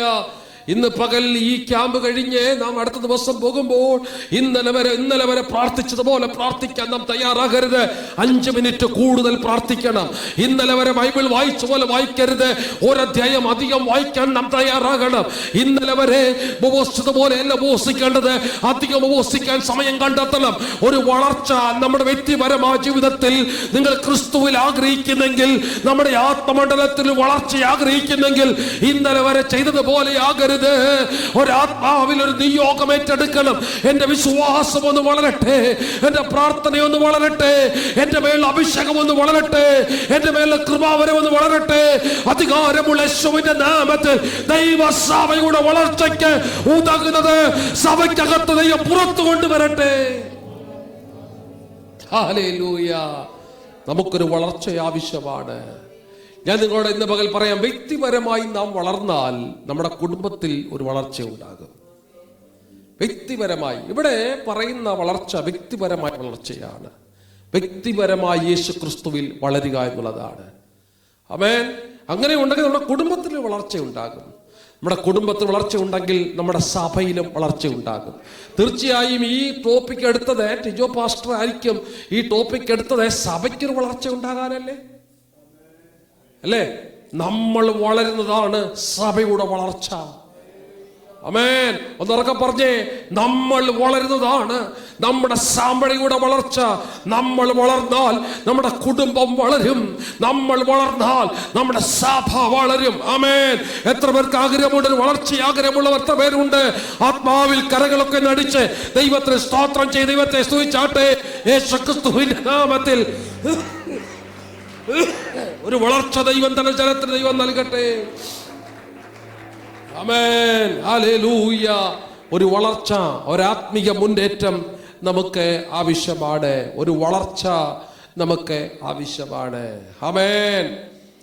അല്ലെങ്കിൽ ഒരു രക്ഷിക്കപ്പെട്ട ദൈവപൈതൽ 2 മനുഷ്യനാണ് ഉള്ളത്. രക്ഷിക്കപ്പെട്ട ദൈവപൈതൽ 2 മനുഷ്യനാണുള്ളത്. പെട്ടെന്ന് നമുക്ക് ഓർമ്മ വന്ന വീട്ടിലെ മനുഷ്യനും പള്ളിയിലെ മനുഷ്യനും, അതല്ല ഞാൻ പറയാൻ പോകുന്നത്. അത് നമുക്കറിയാം, 2 പേരുണ്ടെന്നറിയാം, നമുക്കറിയാം, അല്ലേ?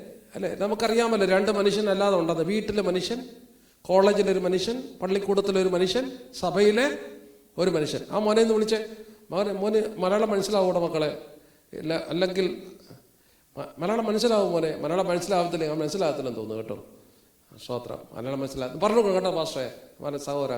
മലയാളം മനസ്സിലാകത്തില്ല. അതുകൊണ്ട് അവന് ഇങ്ങനെയുള്ള ക്ലാസ്സുകളിൽ ഇരിക്കുന്നതിനേക്കാൾ നന്നായിട്ട് ഇംഗ്ലീഷ് അറിയുന്ന ഒരു അധ്യാപകനെ കൊണ്ട് പഠിപ്പിക്കുന്നതായിരിക്കും നല്ലതെന്ന് തോന്നുന്നു. സ്തോത്രം. ഞാനൊക്കെ നാട്ടിൽ MD ഒക്കെ കഴിഞ്ഞു പറഞ്ഞിട്ട് ഒരു കഥയില്ല. അപ്പോൾ അത് ശരിക്കും ഇംഗ്ലീഷ് പ്രസംഗിക്കാനൊക്കെ വലിയ പാടാണ്. സ്തോത്രം. അത്യാവശ്യം ബൈബിളിൽ പഠിക്കുമ്പോൾ ഒരു 15 മിനിറ്റൊക്കെ പ്രസംഗിക്കാൻ ഒപ്പിച്ച പാട് എനിക്ക് എൻ്റെ ദൈവത്തിന് മാത്രമേ അറിയൂ. ഹല്ലേലൂയ. സ്തോത്രം. ഹല്ലേലൂയ. കർത്താവ് സഹായിക്കട്ടെ. ആ കുഞ്ഞൊക്കെ നമ്മുടെ ക്ലാസ്സിൽ, മലയാള ക്ലാസ്സിൽ ഇങ്ങനെ ഇരിക്കുന്നതൊക്കെ അവനെ ഞാൻ സമ്മതിക്കുകയാണ്. സല്യൂട്ട് ചെയ്യാൻ മോനെ. അവനൊക്കെ ശരിക്കുള്ള ഇംഗ്ലീഷ് ടോപ്പിക് ക്ലാസ്സിൽ പഠിപ്പിച്ചു കൊടുക്കണം. കർത്താവ് സഹായിക്കട്ടെ. ആമേൻ. ഒരല്ലേലും അവർക്ക് സ്തോത്രം ചെയ്യാമോ? ആമേൻ. ഒരു ആത്മമനുഷ്യന് എത്ര മനുഷ്യനുണ്ട്? 2 മനുഷ്യൻ. ആമേൻ. ഒന്ന് കാണപ്പെടുന്ന മനുഷ്യൻ, 2 കാണപ്പെടാത്ത മനുഷ്യൻ. ഒന്ന് വിസിബിൾ മാൻ, കാണപ്പെടുന്ന മനുഷ്യൻ. സ്തോത്രം. ഞാൻ അതിനെക്കുറിച്ചാണ് പറയുന്നത്. കാണപ്പെടുന്ന മനുഷ്യൻ. എൻ്റെ രൂപം നിങ്ങൾക്ക് അറിയാമല്ലോ, കണ്ടല്ലോ, നിങ്ങൾ എന്നെ കണ്ടല്ലോ. സ്തോത്രം. ഓരോ ഓഞ്ഞ ശരീരവും ഒരു നരച്ച മുടിയും ഒരു കഷണ്ടി തലയും കണ്ടില്ലേ? പ്രായമായൊരു മനുഷ്യൻ നയിക്കുന്നത്. ഇതാണ് കാണപ്പെടുന്ന മനുഷ്യൻ. എന്നാൽ രക്ഷിക്കപ്പെട്ട ദൈവമക്കൾക്ക് കാണപ്പെടാത്തൊരു മനുഷ്യനുണ്ട്.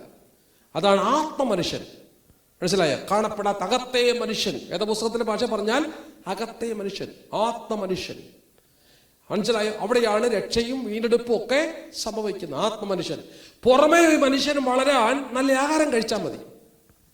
പുറമേ ഉള്ള മനുഷ്യൻ വളരാൻ എന്നെ വേണം? ആഹാരം കഴിച്ചാൽ മതി. സ്വോത്രം. ഇഷ്ടംപോലെ ആഹാരം കഴിക്കാം, പുറമേ ഉള്ള മനുഷ്യൻ വളരും കേട്ടോ. പക്ഷെ എത്ര ആഹാരം കഴിച്ചാലും 21 വയസ്സ് വരെ വളരത്തുള്ളൂ. എത്ര ആഹാരം കഴിച്ചാലും എൻ്റെ സ്നേഹിത ആശാര എത്ര വയസ്സ് വരെ വളരത്തുള്ളൂ? പുറമേ ഉള്ള മനുഷ്യനെ 21 വയസ്സ് വരെ വളരൂ. പിന്നെ ആഹാരം കഴിച്ചാൽ കൈ വളരത്തില്ല, കാല് വളരത്തില്ല. 40ാമത്തെ വയസ്സിൽ അച്ഛൻ കഴിച്ചുകൊണ്ടിരിക്കുകയോ കൈ വളരത്തില്ല. 40ാമത്തെ വയസ്സിലും ഇഷ്ടപ്പെട്ട പോട്ടി അടിച്ചുകൊണ്ടിരിക്കുക, കാല് വളരത്തില്ല. വളർച്ച 21 വയസ്സിൽ തീർന്നു. പിന്നെ ഒത്തിരി ആഹാരം കഴിച്ചാൽ വളരില്ല, വളയത്തേ ഉള്ളൂ. എന്നാ ചെയ്യാനാ? പിന്നെ വളയത്തേ ഉള്ളൂ. വയറ് ചാടി, കാല് ചാടി, കൈ ചാടി ജീവിച്ചു പോകാൻ വേണ്ടി ആരും കഴിക്കുന്നതല്ല ഞാൻ പറഞ്ഞത്. അമിതമായി ഭക്ഷണം കഴിക്കുമ്പോൾ നമ്മൾ ഒത്തിരി വണ്ണം ഒക്കെ വെച്ച് ചീർക്കാറുണ്ട് അല്ലെ? ശരിയല്ലേ ഞാൻ പറയുന്നത്? സ്വോത്രം. അപ്പോൾ നമ്മുടെ പുറമേ കാണുന്ന മനുഷ്യൻ 21 വയസ്സ് വരെ വളരും. അത് എത്ര ആഹാരം കഴിച്ചാലും അത്രയും വളരൂ. പിന്നെ നമ്മൾ ഇങ്ങനെയൊക്കെ കോലമൊക്കെ മാറി ഇങ്ങനെയൊക്കെ പോകാന്നുള്ളതേ ഉള്ളൂ.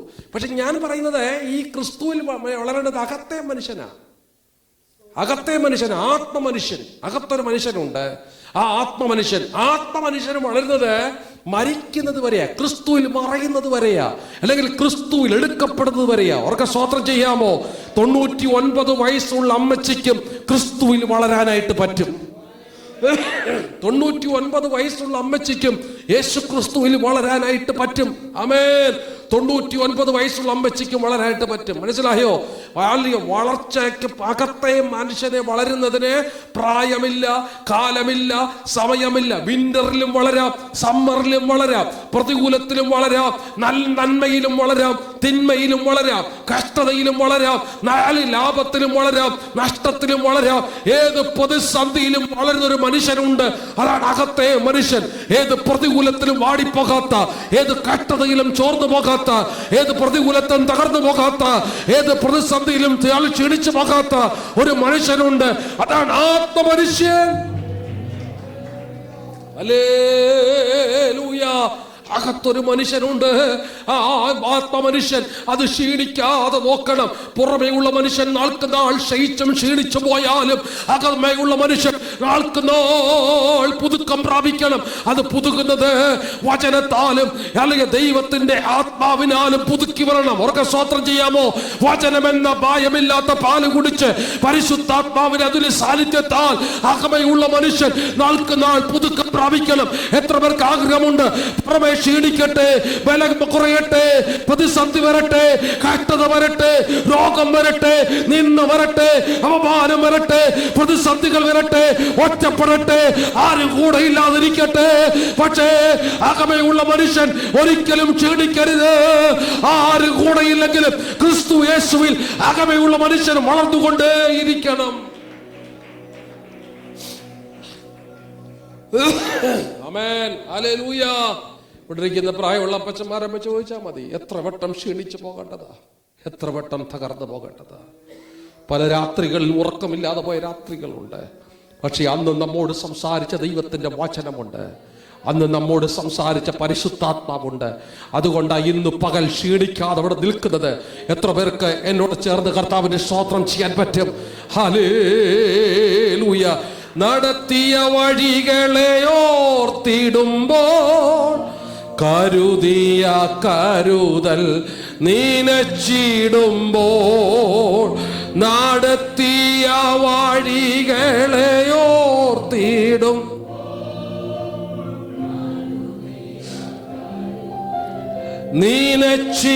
നീനച്ചിടുമ്പോൾ, സ്തുതിക്കുവാനായിരം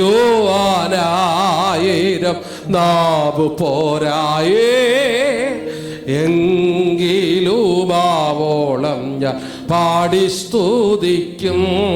കരങ്ങൾ ഉയർത്തിപ്പിടിച്ച് സ്തുതിക്കുവാൻ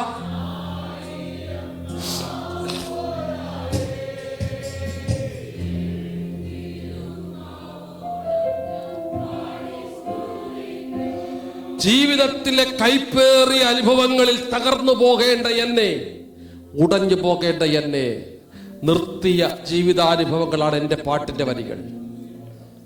അതാണ് എൻ്റെ അനുഭവങ്ങൾ, അതാണ് എൻ്റെ പാട്ടിൻ്റെ വരികൾ. ഞാൻ നിങ്ങളുടെ ഒരു കാര്യം പറയാം.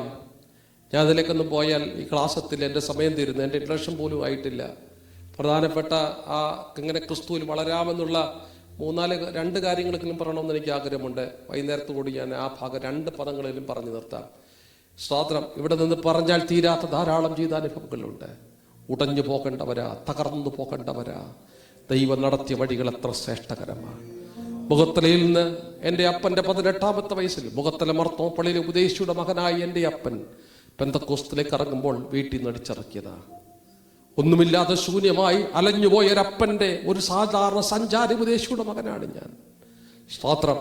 എൻ്റെ ജീവിതത്തിലെ ഏറ്റവും വലിയ ആഗ്രഹമായിരുന്നു എൻ്റെ അപ്പൻ ജീവിച്ചിരിക്കുന്ന കാലത്ത് ചോരാത്തൊരു വീട് എനിക്ക് ഉണ്ടാക്കണമെന്ന്. സ്തോത്രം. അത് ഞാൻ ജോലി ചെയ്യുന്ന കാലത്ത് എൻ്റെ അപ്പൻ ജീവിച്ചിരിക്കുന്ന, ഇന്നും എൻ്റെ അപ്പനുണ്ട്, അമ്മ മരിച്ചു പോയെങ്കിലും അവർ ജീവിച്ചിരുന്ന കാലത്ത് എൻ്റെ അപ്പനെ ഓടിച്ചു വിട്ട നാടായ മുഖത്തലയിൽ ഒരു വീട് ഞാൻ ചെറുതായിട്ട് പണിതു. അതിനകത്ത് കയറി ആദ്യമായി മുട്ടുമടക്കി നിലവിളിച്ച് പ്രാർത്ഥിക്കുമ്പോൾ ദൈവം എന്നോട് പറഞ്ഞ പദമാണ്, നന്മയല്ലാതെ ഒന്നും ചെയ്തിട്ടില്ല, തിന്മയ്ക്കായിട്ടൊന്നും ഭവിച്ചിട്ടില്ല, നന്മയ്ക്കായി കൂടി വ്യാപരിപ്പിച്ചവൻ ഇന്നും നന്മ മാത്രമേ ചെയ്തിട്ടുള്ളൂ. ഉടഞ്ഞു പോകേണ്ട സ്ഥാനത്ത് അകത്തെ മനുഷ്യൻ ക്ഷീണിക്കുമെന്ന് ലോകം പറഞ്ഞപ്പോൾ, അകത്തെ മനുഷ്യൻ തകരുമെന്ന് ലോകം പറഞ്ഞപ്പോൾ, ഇനി രക്ഷയില്ലെന്ന് പറഞ്ഞപ്പോൾ, ഞാൻ നിങ്ങൾ യേശുവിനെ തള്ളിപ്പറയുമെന്ന് പിശാച് വെല്ലുവിളിച്ചപ്പോൾ, ഞാൻ നിങ്ങളും തള്ളിപ്പറയാതെ ഇന്നും വിശ്വാസിയായി നിൽക്കാൻ കർത്താവ് ഇടയാക്കിയത് അകത്തെ മനുഷ്യൻ ദൈവം തന്ന ബലമാണെന്ന് ഉറപ്പുള്ളവർ ഒരിക്കൽ കൂടെ കർത്താവിന് സ്തോത്രം ചെയ്യാമോ? നമ്മുടെ ദൈവം നമ്മെ മറക്കാഞ്ഞത് കൊണ്ട് ഇന്ന് വിശ്വാസത്തിൽ, പ്രാർത്ഥനയിൽ, ദൈവകൃപയിൽ ഉറച്ചു നിൽക്കാൻ ദൈവം നമുക്ക് ബലം നൽകി. ഇന്ന് പകൽ പ്രിയരെ, അകത്തെ മനുഷ്യൻ ക്ഷീണിച്ചു പോകരുത്. പുറമെയുള്ള മനുഷ്യൻ ക്ഷീണിച്ചു പോയാലും അകമെയുള്ള മനുഷ്യൻ നാൾക്ക് നാൾ പുതുക്കം പ്രാപിക്കണം. ക്രിസ്തുവിൽ വളരുന്ന മനുഷ്യൻ അകത്തെ മനുഷ്യനാ, കാണപ്പെടാത്ത മനുഷ്യൻ, ലോകത്തിന് കാണപ്പെടാത്ത മനുഷ്യൻ. ലോകം നോക്കുമ്പോൾ ശരീരം ചുക്കിച്ചുളിഞ്ഞിട്ടുണ്ട്. ലോകം നോക്കുമ്പോൾ വീട്ടിൽ കടഭാരമാ. ലോകം നോക്കുമ്പോൾ മക്കൾ പലരും ദൈവത്തിലില്ല. ലോകം നോക്കുമ്പോൾ പ്രിയപ്പെട്ടവർ നമ്മെ വിട്ട് വാങ്ങിപ്പോയിട്ടുണ്ട്. ലോകം നോക്കുമ്പോൾ വീട്ടിൽ നല്ല ആഹാരമില്ല. ലോകം നോക്കുമ്പോൾ ശരീരം നല്ല സുഖമില്ല. പക്ഷെ അകത്തെ മനുഷ്യൻ അത് ക്ഷീണം വന്നിട്ടില്ല. പുറമെയുള്ള മനുഷ്യനെ പറയാൻ ഒരുപാട് നൊമ്പരമുണ്ട്, വേദനയുണ്ട്, സങ്കടമുണ്ട്, ദുഃഖമുണ്ട്, ഭാരമുണ്ട്, പ്രതിസന്ധിയുണ്ട്. എന്നാൽ അകത്തെ മനുഷ്യനുണ്ടല്ലോ, ആരും കാണാത്ത മനുഷ്യൻ, ദൈവത്തോട് സംസാരിക്കുന്ന മനുഷ്യൻ, പ്രാർത്ഥനയിൽ ദൈവത്തോട് ഇടപെടുന്ന മനുഷ്യൻ, ആരാധന ദൈവത്തോട് ഇടപെടുന്ന മനുഷ്യൻ, നീ ഒറ്റയ്ക്കിരുന്ന് കരയുമ്പോൾ നിന്നോട് സംസാരിക്കുന്ന അകത്തെ മനുഷ്യരുണ്ടല്ലോ, അത് ക്ഷീണിച്ചിട്ടില്ല. അത് ക്രിസ്തുവിൽ വളരുകയാ, അത് യേശുവിൽ വളരുകയാ, അത് വചനത്തിൽ വളരുകയാ, അത് പരിശുദ്ധാത്മ വളരുകയാ. എത്ര പേർ മകൾ പറയും, എന്റെ അകത്തെ മനുഷ്യൻ ക്ഷീണിച്ചിട്ടില്ലെന്ന് ഉറപ്പുള്ളവർ ഒരിക്കൽ കൂടെ ആദരങ്ങൾ തുറന്ന് ആത്മാവിൽ ദൈവത്തിന് സ്തോത്രം ചെയ്ത്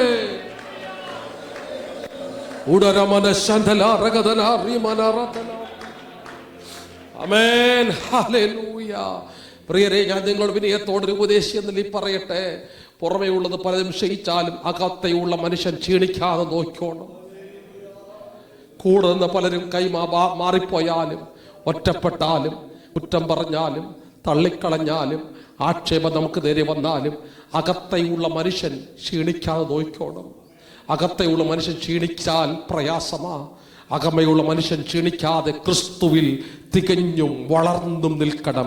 ഓർക്കുന്ന സ്തോത്രം ചെയ്യാമോ? കരങ്ങൾ ഉയർത്തി. ഹല്ലേലൂയ. ഞാൻ ആ വിഷയത്തിലേക്കൊന്ന് കയറുമ്പോൾ അടുത്തൊരു 10-15 മിനിറ്റ് എന്നോട് പറഞ്ഞ സമയമാകുമ്പോഴത്തേക്ക് രാവിലെയാകും. സ്തോത്രം.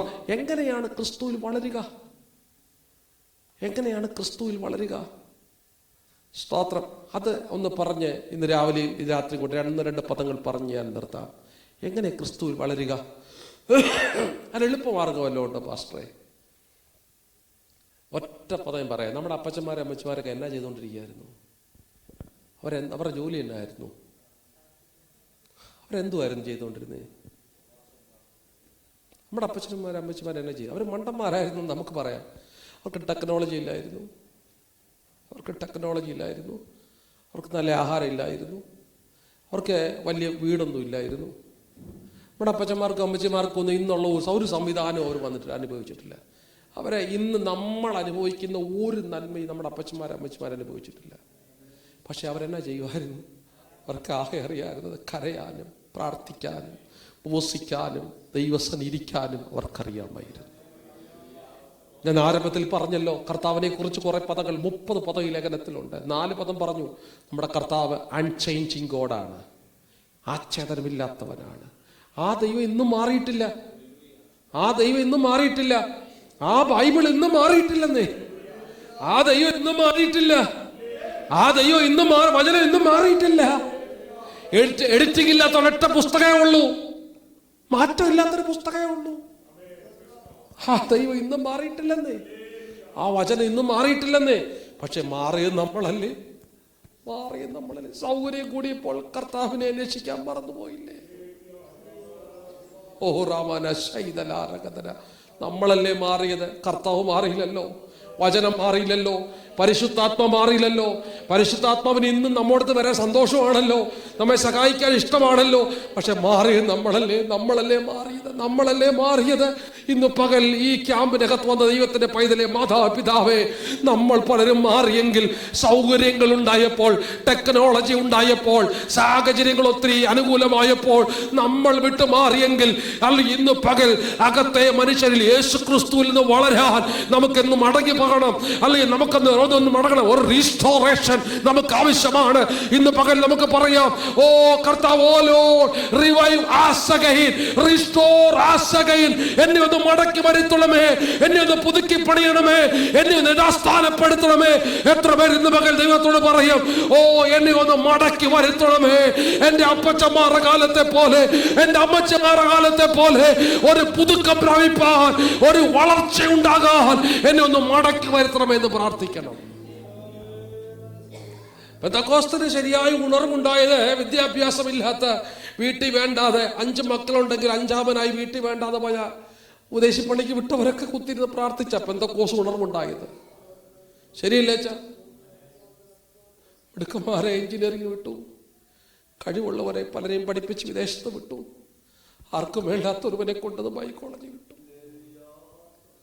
അവരൊക്കെ കുത്തിയിരുന്ന് പൂസിച്ചും പ്രാർത്ഥിച്ചും ആ പെന്തക്കോസ്തിന്റെ ഉണർവ് കേരളക്കരയിൽ ഉണ്ടായത്. ആമേൻ.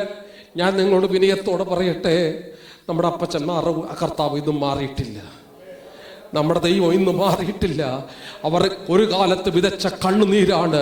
അവർ ഒരു കാലത്ത് വിതച്ച കണ്ണുനീര് ഉപവാസവും പ്രാർത്ഥനയുമാണ് തലമുറകളായ നമ്മ ഈ രാജ്യങ്ങളുടെ പല സ്ഥലത്തും ദൈവം കൊണ്ടുവന്നത്.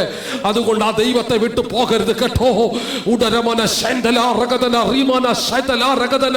ആ ദൈവം ഇന്നും ജീവിക്കുന്നു. നിന്റെ അടഞ്ഞു പോയതിനെ തുറക്കാൻ, നിന്റെ അസാധ്യങ്ങളെ സാധ്യമാക്കാൻ, നിന്റെ വഴികൾ തുറന്നു വെക്കാൻ. ഓ റീമന റത്തല രകതന. ക്രിസ്തു യേശുവിൽ വളരാൻ കുറുക്കു വഴികളില്ല. ക്രിസ്തു യേശു വളരാൻ കുറുക്കു വഴിയില്ല. റിസ്റ്റോർ ചെയ്യപ്പെടുക, റിവൈവ് ചെയ്യപ്പെടുക, മടങ്ങിപ്പോകുക, പഴയതിലേക്ക് യഥാസ്ഥാനപ്പെടുക.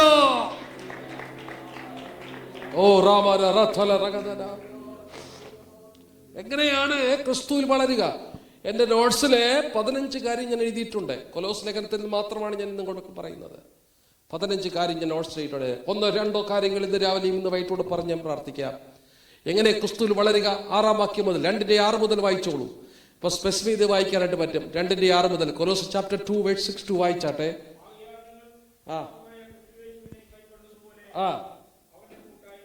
എങ്ങനെ ക്രിസ്തു വളരുക? ആകയാൽ നിങ്ങൾ കർത്താവായ യേശുവിനെ കൈക്കൊണ്ടതുപോലെ. ഒന്ന് യേശുവിനെ കൈക്കൊള്ളുക. യേശുവിനെ കൈക്കൊള്ളുക. ഉറക്കെ പറഞ്ഞു, യേശുവിനെ. ഇവിടെ ഇരിക്കുന്ന എല്ലാവരും യേശുവിനെ കൈക്കൊണ്ടവരാ. യേശുവിനെ കൈക്കൊണ്ടതിൽ അഭിമാനമുള്ളവർ കർത്താവിന് സ്തോത്രം ചെയ്താട്ടെ. യേശുവിനെ കൈക്കൊള്ളുക. ശരിയായ അർത്ഥത്തിൽ പറഞ്ഞാൽ യേശുവിനെ കൈക്കൊള്ളുക എന്ന് നമ്മുടെ മലയാള ഭാഷയിലുള്ള ശരിയായ അർത്ഥത്തിൽ പറഞ്ഞാൽ ജനിക്കുക എന്ന പദമാണ്. യേശുവിൽ ജനിക്കുക എന്ന പദമാണ്. യേശുവിൽ ജനിക്കുക. ജനിക്കാത്ത ഒരു കുഞ്ഞും വളർന്നിട്ടില്ല. വളർന്നിട്ടുണ്ടോ? ക്രിസ്തുവിൽ വളരണമെങ്കിൽ ക്രിസ്തുവിൽ ജനിക്കണം. അതിലാണ് വീണ്ടും ജനിക്കുക എന്ന് പറയുന്നത്. വീണ്ടും ജന അനുഭവത്തിലേക്ക് വരിക. അപ്പോൾ ക്രിസ്തുവിൽ വളരണമെങ്കിൽ ഒന്നാമത് നടക്കേണ്ടത് എന്താണ്? ജനനം നടക്കണം. ജനനം നടക്കണം. നമുക്കറിയാം, ഒരമ്മയുടെ ഉദരത്തിൽ ഒരു കുഞ്ഞ് 9 മാസവും 9 ദിവസവും 9 നാഴികയും 9 വിനാഴികയും അതുകൊണ്ട് കുഞ്ഞ് വളരുക. പുറത്തേക്ക് വരുന്ന ദിവസമാണ് ഡേറ്റ് ഓഫ് ബർത്ത് എന്ന് പറയുന്നത്. അങ്ങനെ ജനിച്ച കുഞ്ഞുങ്ങളാണ് വളർന്നിട്ടുള്ളത്. നമ്മളൊക്കെ ഒരു കാലത്ത് ജനിച്ചവരായിരുന്നു, അല്ലേ? നമ്മളൊക്കെ ഒരു കാലത്ത് എങ്ങനെ പോയിട്ട് ജനിക്കാതെ വളർന്നവരാണ്. നമ്മളൊക്കെ ഒരു കാലത്ത് ജനിച്ചവരായിരുന്നു, അല്ലേ? ഡേറ്റ് ഓഫ് ബർത്ത് ഒക്കെ ഓർമ്മയില്ലേ? സ്വതന്ത്രം ജനിച്ചതൊക്കെ ഓർമ്മയില്ലേ, അല്ലേ? ആകെ 2 കിലോയും 1 ഗ്രാമും, അല്ലേ? എത്ര ഗ്രാമുണ്ടടി? 2 കിലോവും 100 ഗ്രാമും ഒക്കെ ഉണ്ടായിരുന്നു. നമ്മളിങ്ങനെ 2 കാലും കീഴക്ക് വെച്ച് 2 കാലും നേരെ നിന്നിട്ട് 18 വയസ്സായപ്പോൾ അമ്മയുടെ മുഖത്ത് നോക്കി പറയുകയാണ്, നിങ്ങൾക്ക് എന്നെ അറിയാൻ തള്ളേ? ശരിയല്ലേ അമ്മാമേ? ശരിയല്ലേ? സ്വത്രം 2 കിലോയും 1.5 ഗ്രാമും ഉണ്ടായിരുന്ന ഒരുത്തൻ വളർന്ന് വലുതായി 17 വയസ്സായില്ല. അവൻ്റെ കയ്യിൽ ഒരു ഇൻഡാസ് പോലെ വലിയൊരു ഫോണും ഒരു ലാപ്ടോപ്പൊക്കെ കിട്ടിയപ്പോൾ അപ്പൻ്റെ മുഖത്തൊക്കെ പറയുക, നിങ്ങൾക്ക് എന്നെ അറിയാം, നിങ്ങൾക്ക് എന്നെ അറിയാം, നിങ്ങൾക്ക് എന്നെ അറിയാം, നിങ്ങൾക്ക് എന്നെ. എടാ, നീ 17 വയസ്സായുള്ളൂ, നീ 2 കാലം നിൽക്കുന്നേ ഉള്ളൂ. അപ്പന് 50-60 വയസ്സായി, ഒരുപാട് കാലം കഴിഞ്ഞതാ. നീ ആദ്യം നേരെ നിൽക്കുന്നു കാണിക്കുക, എന്നിട്ട് ചോദിക്കുക, നിങ്ങൾക്ക് എന്നെ അറിയാം, നിങ്ങൾക്ക് എന്നെ അറിയാം. സ്വത്രം. ഹല്ലേലൂയ. ജനിച്ചതൊക്കെ ഒന്ന് വല്ലപ്പോഴും ഓർക്കണം. സ്വത്രം ചെയ്യാമോ? ഹല്ലേലൂയ. സ്വത്രം. അതിന്റെ അർത്ഥം യേശുവിൽ വളരണമെങ്കിൽ യേശുവിൽ ജനിക്കണം. അതിനാണ് വീണ്ടും ജനനം എന്ന് പറയുന്നത്. നമുക്കറിയാം, യോഹന്നാന്റെ സുവിശേഷം 3-ാം അധ്യായത്തിൽ വളരെ രസകരമായി കർത്താവ് പറയുന്ന പദമാണ് നിക്കോദിമോസിനോടുള്ള സംഭാഷണം. 5 ക്വാളിറ്റി ഉണ്ടായിരുന്നു. പള്ളിയിൽ പ്രമാണിയായിരുന്നു. ഒറ്റ യോഗം മുടക്കത്തില്ല. അതിന് ഈ ഡ്യൂട്ടി ആണെങ്കിലും മുടക്കത്തില്ല, ഡ്യൂട്ടിയില്ലെങ്കിലും മുടക്കത്തില്ല. ഞാൻ ഇവിടെ ഉള്ളവരോട് ഡ്യൂട്ടിക്ക് പോണേ ദയവായി, സ്വത്രം, ഇതൊക്കെ ജോലിയൊക്കെ പോവുകയെ, സ്വത്രം, അല്ലലിയ, മുടക്കത്തില്ല. പള്ളിയിലല്ല യോഗത്തിനും, സ്വത്രം, അല്ലയ്യ, സ്വത്രം, അല്ലലിയ. ഒരു യോഗം മുടക്കുന്ന ആളായിരുന്നില്ല പള്ളിയിൽ നിക്കോദിമോസ്. ഇനി എല്ലാത്തിനും ദശാംശം കൊടുക്കുന്ന ആളായിരുന്നു. പതാരം എല്ലാം ദശാംശം കൊടുക്കുന്ന. ക്രിസ്തുവിൽ നമ്മൾ വളരുമ്പോൾ എല്ലാ മേഖലയും വളരണ്ടേ കോശി പാസ്റ്ററെ? സ്വത്രം, അല്ലേ? വളരണ്ടേ? അപ്പൊ ദശാംശം കൊടുക്കുന്ന ആളായിരുന്നു. ദാനധർമ്മം, ചാരിറ്റി, ശരിക്ക് ചാരിറ്റി ചെയ്യുന്ന ആളായിരുന്നു. മനസ്സിലായോ? ചാരിറ്റി ചെയ്യുന്ന ആളായിരുന്നു. സ്വത്രം. ഭക്തനായിരുന്നു. എന്തായിരുന്നു? 10 പേരെ അറിയുന്ന ആളായിരുന്നു. അതിൽ കൂടെ വല്ലതും വേണം? 5 കാര്യം. 10 പേരെ അറിയുന്ന ആളായിരുന്നു. യേശുവിൻ്റെ അടുത്തുനിന്ന് ചോദിച്ചു, നിത്യജീവൻ കരസ്ഥമാക്കാൻ എന്നാ വേണം? സ്വർഗത്തിൽ പോകാൻ, ലളിതമായി സ്വർഗത്തിൽ പോകാൻ എന്നാ വേണം? അത് യേശു പറഞ്ഞു, നീ വീണ്ടും ജനിക്കണം. കർത്താവിനോട് ചോദിക്കുകയാണ്, ഞാൻ അമ്മയുടെ ഉദരത്തിൽ കയറി ജനിക്കണം. വേണ്ട, വീണ്ടും കയറല്ലേ, അങ്ങോട്ട് കയറല്ലേ, നീ കയറാൻ പറ്റില്ല, നിനക്ക് വീണ്ടും അങ്ങോട്ട് കയറാൻ പറ്റില്ല. നീ ശ്രമിച്ചാലും പറ്റില്ല മോനെ, വളർന്നുപോയി. സ്വത്രം. അതല്ലേ ഇപ്പം അപ്പന്മാര് പണ്ട് പറയുന്നത്, അടയ്ക്കാണെങ്കിൽ വടി വെക്കാം, അല്ലേ? നീ അടയ്ക്കയും മറന്ന് നീ 8 അടി ഉയരത്തിൽ കവുങ്ങ് പോലായില്ലേ, ഇനി അങ്ങോട്ട് കയറാൻ പറ്റുമോ? ശ്രമിക്കല്ലേ. സ്വത്രം. ഹല്ലേലൂയ. കർത്താവ് പറഞ്ഞു, വെള്ളത്താലും ആത്മാവിനാൽ ജനിക്കാത്തവൻ ദൈവരാജ്യത്തിന് കടക്കയില്ല. വെള്ളം എന്ന് പറഞ്ഞാൽ എന്താ? വേട ദൈവത്തിന്റെ വചനത്താലും ദൈവത്തിന്റെ ആത്മാവിനാലും വീണ്ടും ജനിക്കണം. ദൈവത്തിന്റെ വചനത്താലും ആത്മാവ് വീണ്ടും ജനിക്കണം. വീണ്ടും ജനിക്കുന്ന ഒരാൾക്ക് മാത്രമേ യേശു വളരാൻ പറ്റൂ. വീണ്ടും ജനിച്ചവരെല്ലാം കർത്താവിന് ഹല്ലേലൂയ പറഞ്ഞാട്ടെ. സ്വത്രം. എന്താ ഈ വീണ്ടും ജനനം? വീണ്ടും ജനനം എന്ന് പറഞ്ഞാൽ അതിന്റെ 1ാമത്തെ സ്റ്റെപ്പാണ് യേശു ഏകദൈവമെന്നും സത്യദൈവമെന്നും വായുകൊണ്ട് ഏറ്റുപറയുക, അതിനെ രക്ഷിക്കപ്പെടുക. യേശുവിനെ കൈക്കൊണ്ട് അവന്റെ നാമത്തിൽ വിശ്വസിക്കുക. യേശുവിലുള്ള വിശ്വാസം ഏറ്റുപറയുക, അല്ലേ? മനസ്സിലായോ? യേശു ഏകദൈവമെന്ന് ഏറ്റുപറയുക, രക്ഷിക്കപ്പെടുക. രക്ഷിക്കപ്പെട്ടവർ എത്ര പേരുണ്ട്? ക്യാമ്പിന് വന്നിട്ട് സ്വത്രം പറഞ്ഞാട്ടെ. രക്ഷിക്കപ്പെട്ടവരെ, ഹല്ലേലൂയ, രക്ഷിക്കപ്പെട്ടവർ. വീണ്ടും ജനനത്തിന്റെ ഫസ്റ്റ് സ്റ്റെപ്പാണ് രക്ഷിക്കപ്പെടുക. രക്ഷിക്കപ്പെടുന്ന പറഞ്ഞാൽ എങ്ങനെയാ? വായു കൊണ്ട് വിശ്വസിക്കുമ്പോൾ ഇത്രയും കൈപൊക്കി രക്ഷിക്കപ്പെടൂ. രക്ഷിക്കപ്പെടുക. സ്നാനപ്പെട്ടേച്ചാണ് രക്ഷിക്കപ്പെടുന്നത്, രക്ഷിക്കപ്പെട്ടേച്ചാണ് സ്നാനപ്പെടുന്നത്. സ്നാനപ്പെട്ടേച്ച് രക്ഷിക്കപ്പെടാൻ ആരെങ്കിലും ഉണ്ടോ? ഉണ്ടെങ്കിൽ നിങ്ങൾ എത്രയും പെട്ടെന്ന് മാനസാന്തരപ്പെടണം, വീണ്ടും ജനം സംഭവിക്കണം. പെന്തിക്കോസിൽ അതാണ് ഗ്രോയിങ് ക്രൈസ്റ്റ് വലിയ ടോപ്പിക്കാ പാസ്റ്ററെ, ഒന്നും പ്രസംഗിച്ചെടുക്കാൻ പറ്റുന്നില്ല. ആദ്യം വീണ്ടും ജനം പ്രസംഗിക്കട്ടെ. ക്രിസ്തുവിൽ ജനിക്കാത്ത ഒരാൾക്കും ക്രിസ്തു വളരാൻ പറ്റില്ല. എന്തുകൊണ്ട് യേശുവിൽ സഭ വളരുന്നില്ല? എന്തുകൊണ്ട് യേശുവിൽ സഭ വളരാതെ സഭ ക്ഷീണിക്കുന്നു? എന്തുകൊണ്ട് അപമാനം വരുന്നു? എന്തുകൊണ്ട് നാണക്കേട് വരുന്നു? എന്തുകൊണ്ട് നാട്ടുകാർ കളിയാക്കുന്നു? വീണ്ടും ജനസഭയ്ക്ക് സംഭവിച്ചിട്ടില്ല. യേശുവിന് വിശ്വാസം ഇല്ലാത്ത ആരാ? പിശാചിന് യേശുവിന് വിശ്വാസമാണ്. യേശുവിന് വിശ്വാസമുള്ളവരുടെ കാര്യമില്ല. ആ വിശ്വാസം സഭയിൽ എഴുന്നേറ്റ് പറയണം, അപ്പോഴേ രക്ഷിക്കപ്പെടും. മനസ്സിലായോ? യേശു എൻ്റെ ഏക ദൈവമെന്നും സത്യദൈവമെന്നും ഞാൻ ഹൃദയം കൊണ്ട് വിശ്വസിക്കുന്നു. ഇന്നു മുതൽ ഞാൻ ആ യേശുവിനായി സമർപ്പിക്കുന്നു. അപ്പോൾ നിങ്ങൾ പാവം തുറന്ന് നിങ്ങളുടെ സഭയിൽ എഴുന്നേറ്റ് എല്ലാവരും കേൾക്ക പറയുമോ, അപ്പോൾ മുതൽ നിങ്ങൾക്ക് രക്ഷിക്കപ്പെടാൻ പറ്റൂ. മനസ്സിലായോ? മനസ്സിലായോ? സ്വത്രം. അത് കഴിഞ്ഞ് സംഭവിക്കുന്നതാണ് വീണ്ടും ജനം. വീണ്ടും ജനം എന്ന് പറഞ്ഞാൽ വചനം ഒരുവന്റെ ഉള്ളിൽ വന്ന്, വചനത്താൽ ജനിക്കണം, ആത്മാവിനാൽ ജനിക്കണം. ഒരു വചനം ഒരുവന്റെ ഉള്ളിൽ വന്നവൻ പുതിയ സൃഷ്ടിയാകുന്നു. ഒരുവൻ ക്രിസ്തുവിലായാൽ പുതിയ സൃഷ്ടിയാകുന്നു. പഴയതേ കഴിഞ്ഞു പോയി. Past is past. സ്വത്രം. വേദപുസ്തകത്തിൽ ഗലാത്യ ലേഖനം, എഫേസ് ലേഖനം, കൊലോസ് ലേഖനം, എബ്രായ ലേഖനം, യാക്കോബ് ലേഖനം, ഈ ലേഖനത്തിൽ എല്ലാം ഉള്ള 2 പദമാണ്. ഒന്ന് മുമ്പേ, 2 ഇപ്പോൾ. എന്താണ് മുമ്പേ എന്ന് പറഞ്ഞേ? മുമ്പേ പത്രോസ് ലേഖനത്തിലുണ്ട് 2:9. 1 പത്രോസ് 2:9. മുമ്പേ, ഇപ്പോൾ. മുമ്പേ, ഇപ്പോൾ. 2 കാലഘട്ടം നിങ്ങൾക്ക് പറ്റുന്നുണ്ടോ? കാണാൻ പറ്റുന്നുണ്ടോ? നിങ്ങൾ വീണ്ടും ജനിക്കുന്നതിന് മുമ്പുള്ള കാലഘട്ടവും വീണ്ടും ജനിച്ചതിന് ശേഷമുള്ള കാലഘട്ടവും തിരിച്ചറിയാൻ പറ്റുന്നില്ലെങ്കിൽ നിങ്ങൾ വീണ്ടും ജനിച്ചിട്ടില്ല. അതെങ്ങനെ വീണ്ടും ജനിക്കുന്നേ? അതെങ്ങനെ വീണ്ടും ജനിക്കുന്നേ? ചെറുക്കൻ 16 ആയി, 17 ആയി, 18 ആയി, 19 ആയി. 19 ആയപ്പോൾ അമ്മ ചോദിച്ചു, മോനെ ആശേർ സ്നാനപ്പെട്ടു, ആശിലി സ്നാനപ്പെട്ടു, അച്ഛ സ്നാനപ്പെട്ടു, ദാനിയ സ്നാനപ്പെട്ടു, കൃപ സ്നാനപ്പെട്ടു, നീ സ്നാനപ്പെടുന്നില്ലേ? 18 മുതലും കേൾക്കുന്നു. 19 ആയി, മോനെ അവൻ പെട്ടു, ഇവൻ പെട്ടു, നീ പെടുന്നില്ലേ? 20 ആയി, മോനെ അവൻ പെട്ടു, ഇവൻ പെട്ടു, നീ പെടുന്നില്ലേ? 20 കഴിഞ്ഞപ്പോൾ അവന് പിടിവള്ളിയില്ല. എങ്ങനെയെങ്കിലും പെട്ടേ പറ്റൂ. 16 മുതൽ അമ്മയുടെ ചോദ്യം, 18 മുതൽ അപ്പന്റെ ചോദ്യം, 20 കഴിഞ്ഞപ്പോൾ പാസ്റ്റർ ചോദ്യം, മോനെ ഇന്നാള് പെട്ടു, ഇന്നാള് പെട്ടു, നീ പെടുന്നില്ലേ? ഗത്യന്തരമില്ലാതെ അവൻ പറഞ്ഞു, ഞാനും പെടാം.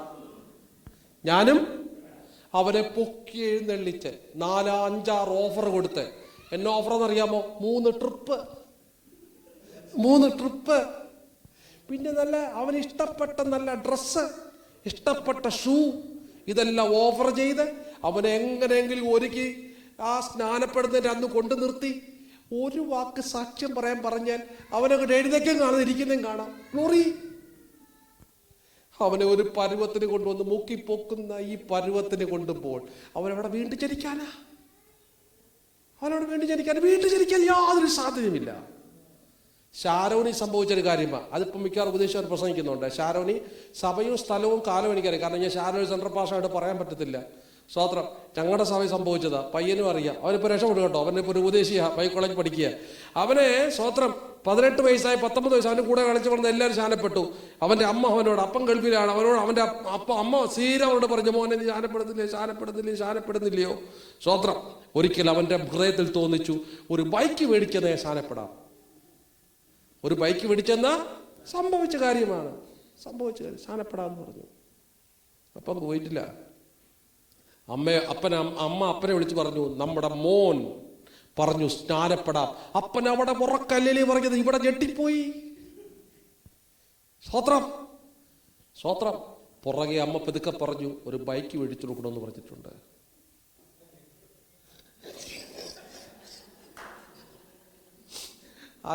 ആശറെ ഒരുപാട് എഴുതാൻ സംഭവമായില്ലേ, കണ്ടന്റ് ആയില്ലേ? സോറി. സ്വത്രം. പക്ഷേ അവൻ പിറ്റേന്ന് അവൻ വിട്ടില്ല. അവന് ബൈക്കാണ് ലക്ഷ്യം. അവൻ പിറ്റേന്ന് വന്ന് സഭയെ സാക്ഷ്യം പറഞ്ഞു, ഞാൻ സ്നാനപ്പെടാൻ ആഗ്രഹിക്കുന്നു. പാസ്റ്റർ 2 ഞെട്ടി. കാരണം പലവട്ടം പറയട്ടോ മുങ്ങാത്തില്ലെന്ന് പറഞ്ഞവനാ. ഇനി പിറ്റേന്ന് ഞായറാഴ്ച മുതൽ പാസ്റ്ററെ ബുദ്ധിമുട്ടിക്കുക. പാസ്റ്റർ എനിക്ക് സ്നാനപ്പെടണം, പാസ്റ്റർ പറഞ്ഞു, മോനെ വെയിറ്റ് ചെയ്യുക, അടുത്ത ഫാസ്റ്റ് വരട്ടെ. നോ, എനിക്ക് സ്നാനപ്പെടണം.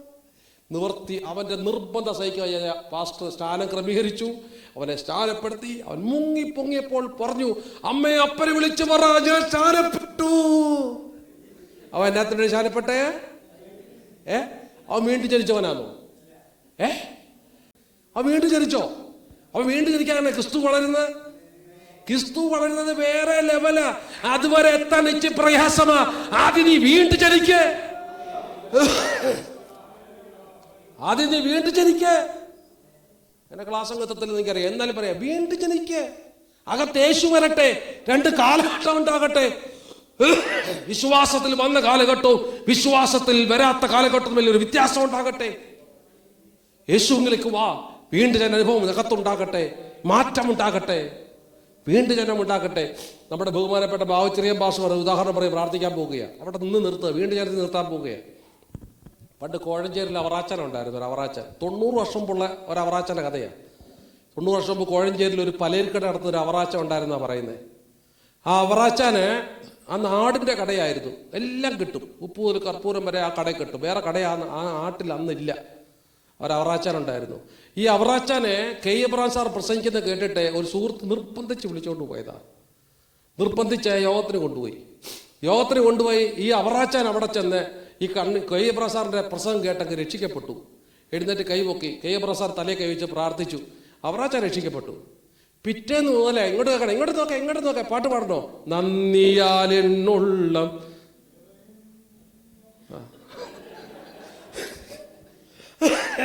അപ്പൊ ഇങ്ങോട്ട് നോക്കിയോ.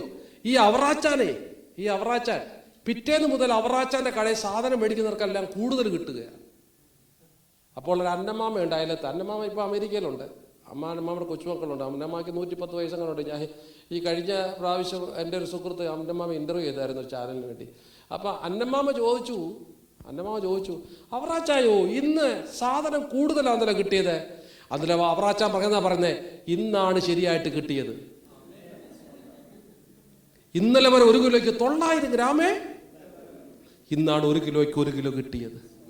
കണ്ടിട്ട് കിട്ടിയോ? ആശീർവാദേ അല്ല, പിടികിട്ടിയോ? ഇതാണ് വീണ്ടും ജനനം. വീണ്ടും ജനിക്കാത്ത ഒരാൾക്കും ക്രിസ്തുവിൽ വളരാൻ പറ്റില്ല. നിങ്ങൾ ഇന്ന് പകൽ ജനിച്ചോ എന്ന് സ്വയം ഒന്ന് പരിശോധിക്കണം. എല്ലാ കണ്ണും നടയട്ടെ. കർത്താവിൻ എന്ന് പറഞ്ഞ്, I have decided to follow Jesus, no turning back. കർത്താവേ, ഞാൻ ക്രിസ്തുവിൽ അങ്ങയുടെ പിന്നാലെ യാത്ര ചെയ്യാൻ തീരുമാനിച്ചവനാ. ഒരിക്കലും പിന്മാറാൻ നിൽക്കാൻ എന്നെ ഒന്ന് സമർപ്പിക്കണേ. എല്ലാ കണ്ണുകളും ഒന്ന് അടച്ചേ. ഹോ രാമന ശാന്തന രകതന അന്തരാധന. യേശുവിൻ പിൻപേ പോകാനുറച്ചു, യേശുവിൻ പിൻപേ പോകാനുറച്ചു, യേശുവിൻ പിൻപേ പോകാനുറച്ചു, പിന്മാറില്ല ഞാൻ. കരകളൊന്ന് ഉയർത്തിപ്പിടിച്ച്, പിന്മാറില്ല ഞാൻ, മാറില്ല. I have decided to follow Jesus. I have decided to follow Jesus. I have decided to follow Jesus. No turning back, no turning back, no turning back, no turning. ഞങ്ങളുടെ പ്രിയ കർത്താവേ, ഇന്ന് പകൽ ഈ പ്രിയപ്പെട്ടവരെ ഞാൻ ബ്ലസ് ചെയ്യുന്നു. ഒരു നാൾ ഞങ്ങളുടെ പിതാക്കന്മാർ ദൈവത്തെ സേവിച്ചു. ഈ തലമുറകളും ദൈവത്തെ സേവിക്കുന്നു. വീണ്ടും ജന അനുഭവത്തിലൂടെ യേശുവിലേക്ക് വന്ന് ദൈവസഭയുടെ ശരീരമാകുന്ന ദൈവസഭയുടെ ഭാഗമായി ക്രിസ്തുവിനോട് ചേർന്ന് നിന്ന് ദൈവത്തിനായി ഉറച്ചിരിക്കാൻ പ്രിയപ്പെട്ടവരെ സഹായിക്കണേ. ക്രിസ്തുവിൽ വളരാൻ, ഞങ്ങളുടെ അകത്തൊരു ജീവൻ തുടിക്കാൻ, ഞങ്ങളുടെ അകത്തൊരു വിശ്വാസം തുടിക്കാൻ, ഞങ്ങളുടെ അകത്തൊരു ആത്മീയ മണ്ഡലം തുടിക്കാൻ ഇടയാക്കണമേ. പിതാവിന്റെയും പുത്രന്റെയും പരിശുദ്ധാത്മാവിന്റെ നാമത്തിൽ ഈ പ്രിയപ്പെട്ടവരെ, ഈ സഭയെ അല്ലെങ്കിൽ ബേഥേൽ കേരള ചർച്ചിനെ ഞാൻ ബ്ലസ് ചെയ്യുകയാണ്. അനുഗ്രഹിക്കണമേ. യേശു ക്രിസ്തുവിന്റെ നാമത്തിൽ തന്നെ ആമേൻ.